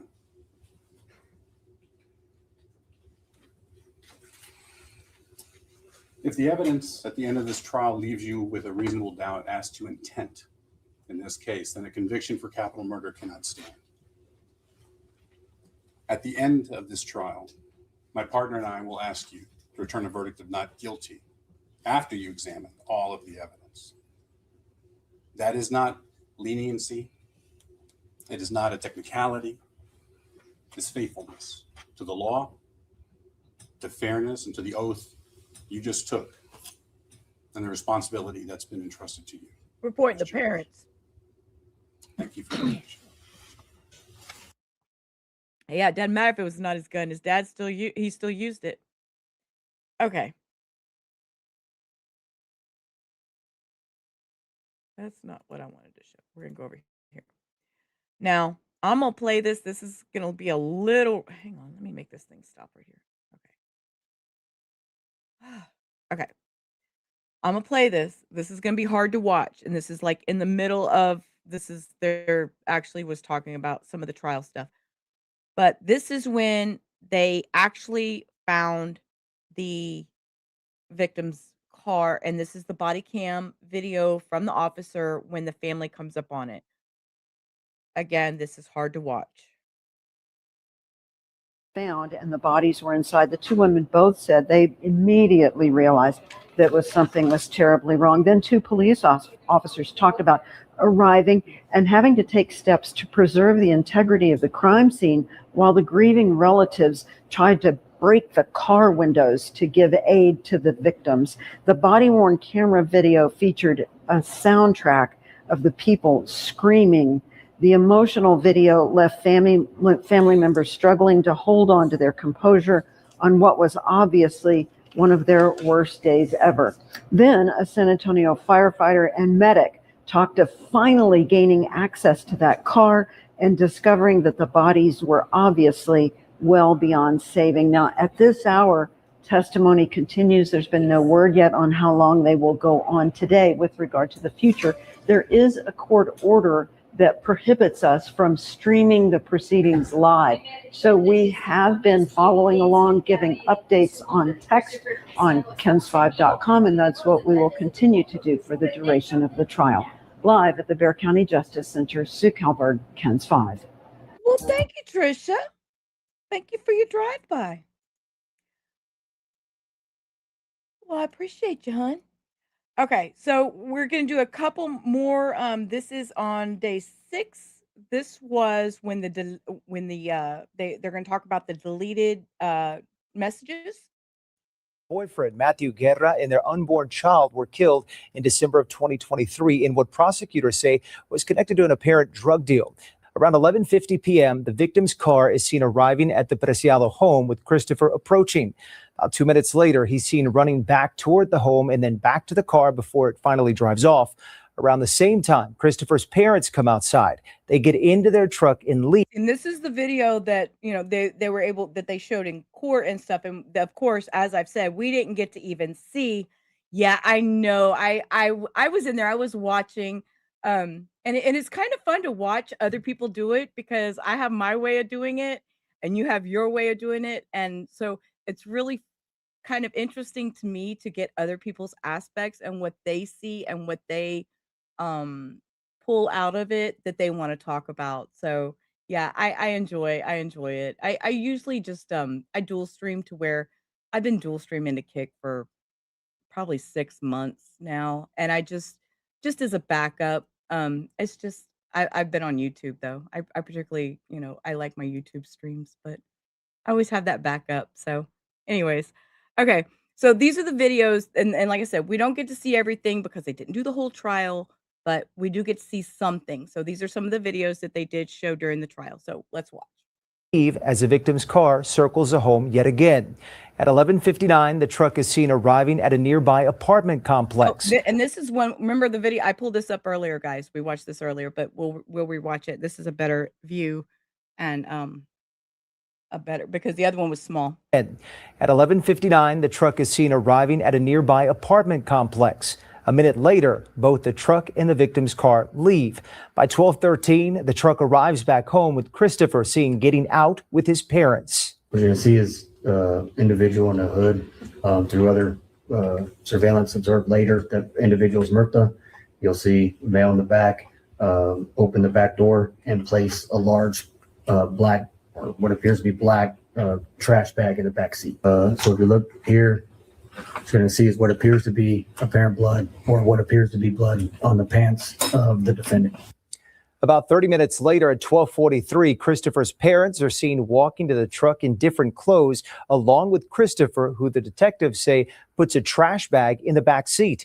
The detective says the truck then takes off to an apartment complex off Wurzbach and parks near a dumpster before returning home about 10 minutes later. Today, a homicide detective taking the stand testifying that he believes Preciado and Guerra were communicating on Instagram before the murders happened. It came from the defendant's Instagram account where he had posted He's going to read these, so I'm not going to read them because y'all know I usually pause and read everything because that's my Mrs. Kravitz inner got to know everything. So we're going to let him talk. Story. I think he reads them. Which is a photo of Matthew Guerra.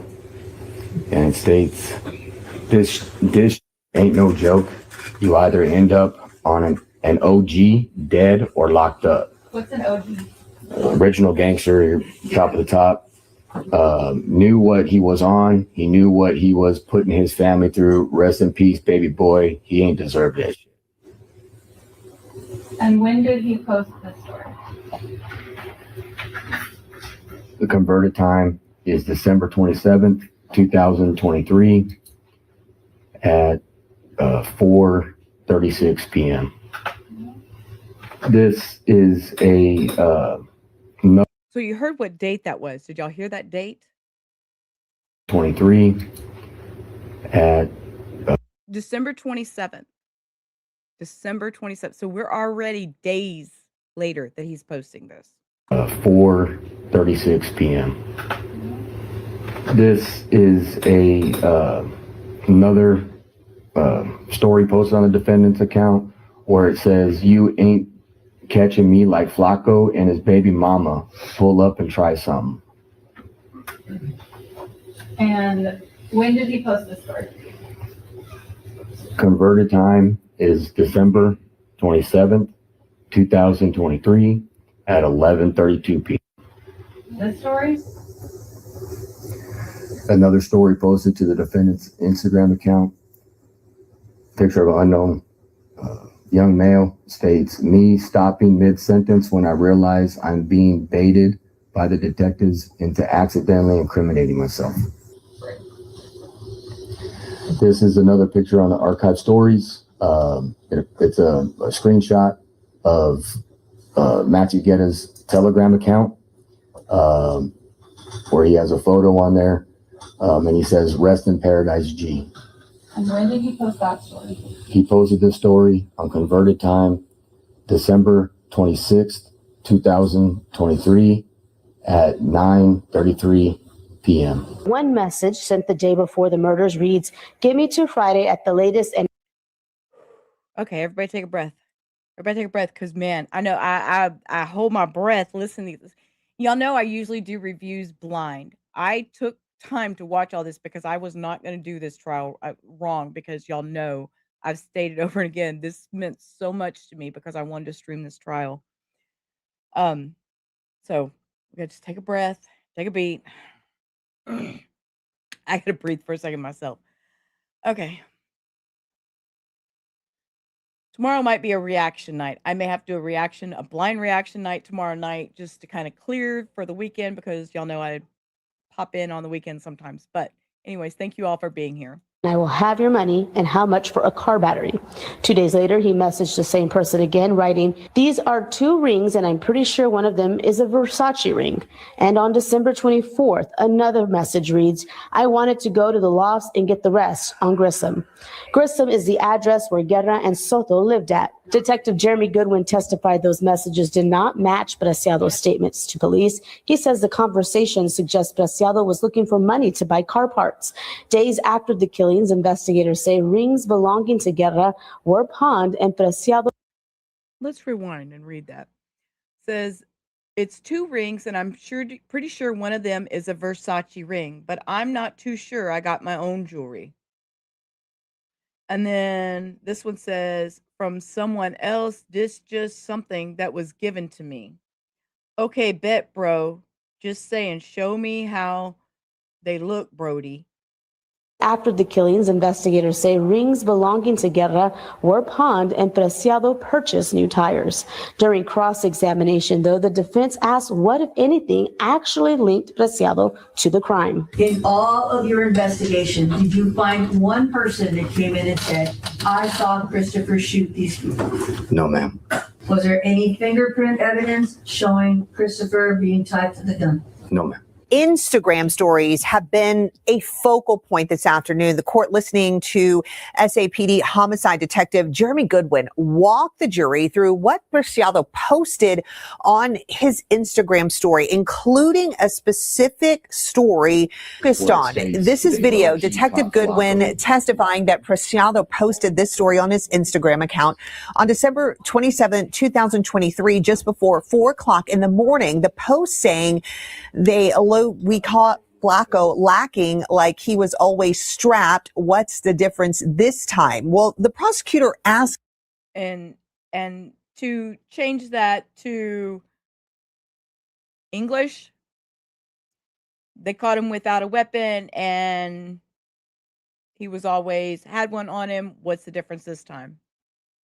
So y'all know that slang. I shouldn't have to say that, but I just felt like I needed to.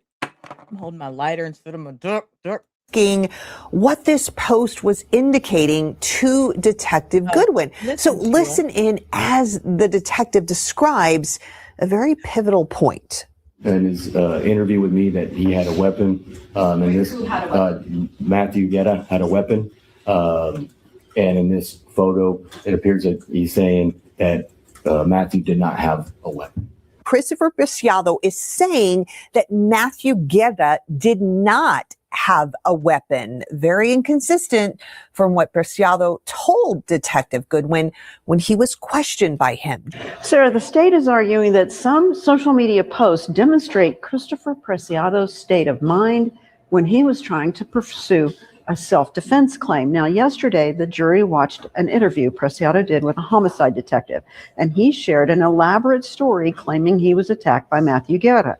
But at every turn, the detective story said his story didn't match the physical evidence. So building on that claim of self-defense, the state shared what Preciado continued to post on social media, both before and after the murders. The state introduced conversations they claim show Preciado was negotiating with other people to trade items, some of which belonged to Matthew Guerra and some of which ended up in pawn shops. The defendant told a homicide detective that he responded in self-defense when Matthew Guerra came after him with a gun. But today, the state tried to build a wall one brick at a time by sharing Preciado's behavior in the days before the murders. An SAPD detective showed the jury extensive social media messages between Preciado and others in the days before the crime.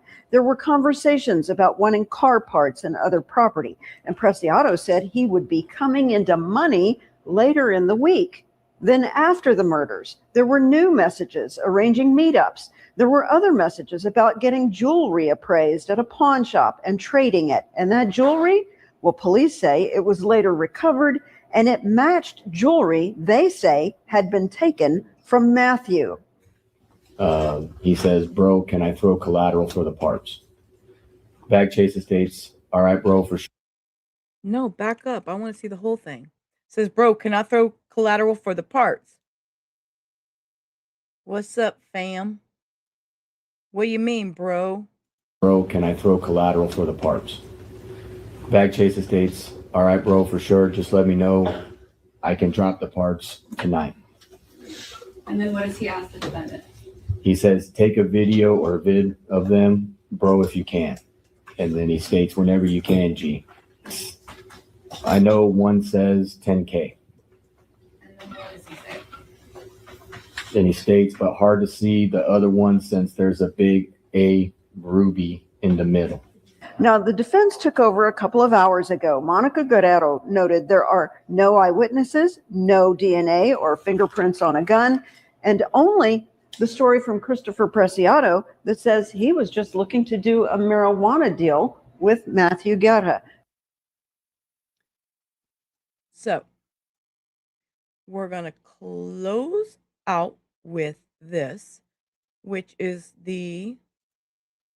it's a minute and a half. Both sides have rested in the capital murder trial of Christopher Preciado, but not both sides did rest today, and that's what we talked about at the very beginning. They did rest today. Before some tough testimony from the medical examiner was heard. Preciado is accused in December 2023 murders of Matthew Guerra, Savanah Soto, and their unborn son. Before the state rested on Wednesday, the medical examiner spoke about the autopsy and what the report concluded. They each had a gunshot wound, and they were both homicides. Chief Medical Examiner Dr. Kimberly Molina says Soto was shot in the head, but doesn't know if she was shot at close range. Guerra, who was also shot in the head, was shot at close range. The firearm was actually in contact with the skin when it was discharged. Dr. Molina's rulings directly contradicting the defense's claims.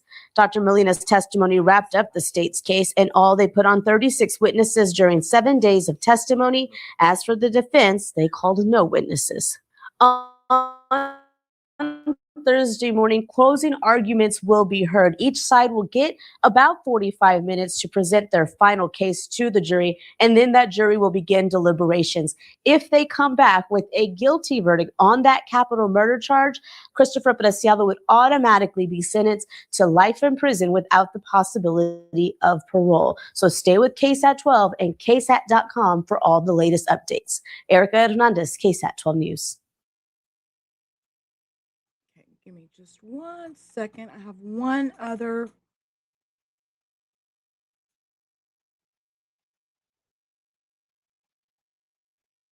I'm trying to scroll without making y'all like dizzy.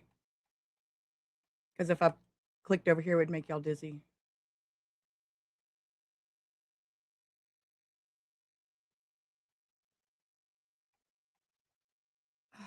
Where is that video?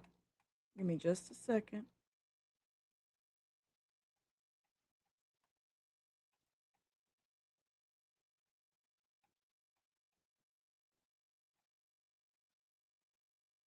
Too late, you're dizzy? You're not dizzy. You're not dizzy. You just think you're dizzy.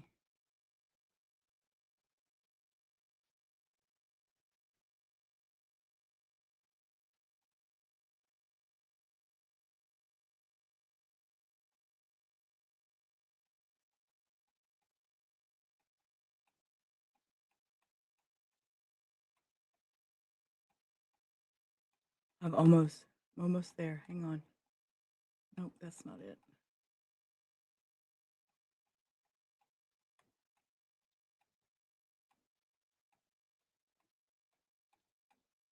I should have saved it the other way. But I didn't. It's my fault. I didn't save it. It's you and me. It's you and me. It's okay. It's you and me. I had a video of that they had done that was just beautiful for Matthew and Savanah.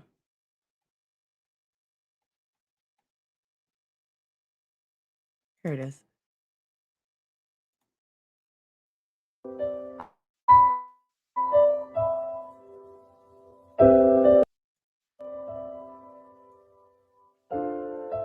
There it is. That's what I wanted to show. It was just a beautiful little. There's a few more on here, but I didn't want to make y'all dizzy with my scrolling. Close your eyes. Close your eyes. Close your eyes. Don't see me scroll. Because there's a lot to scroll through.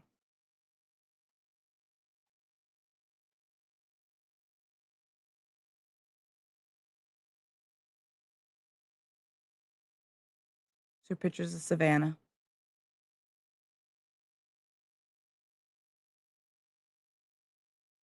These are pictures of Savanah as a child.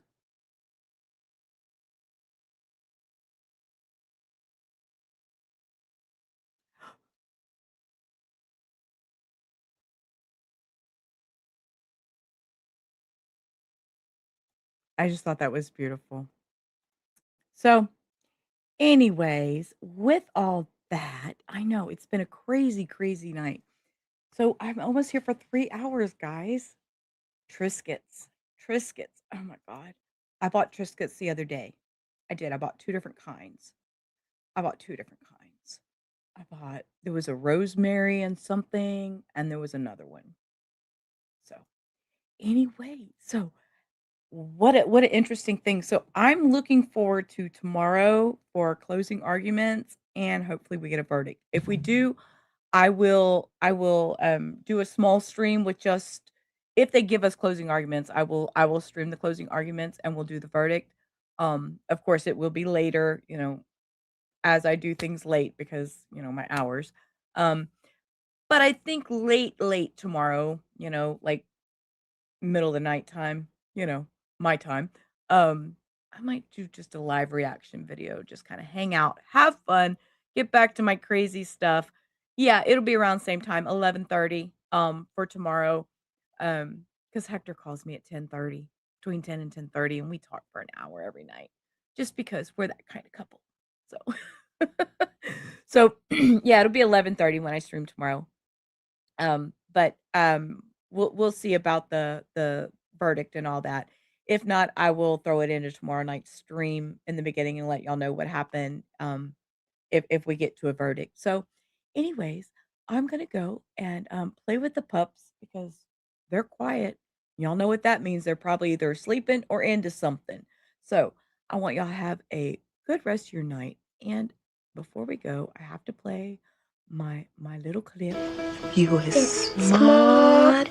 You is kind. You is important. And with that, I want y'all to all have a great rest of your night. Till I see you next time. Peace. Bye-bye. Life's a ride on a rickety old track.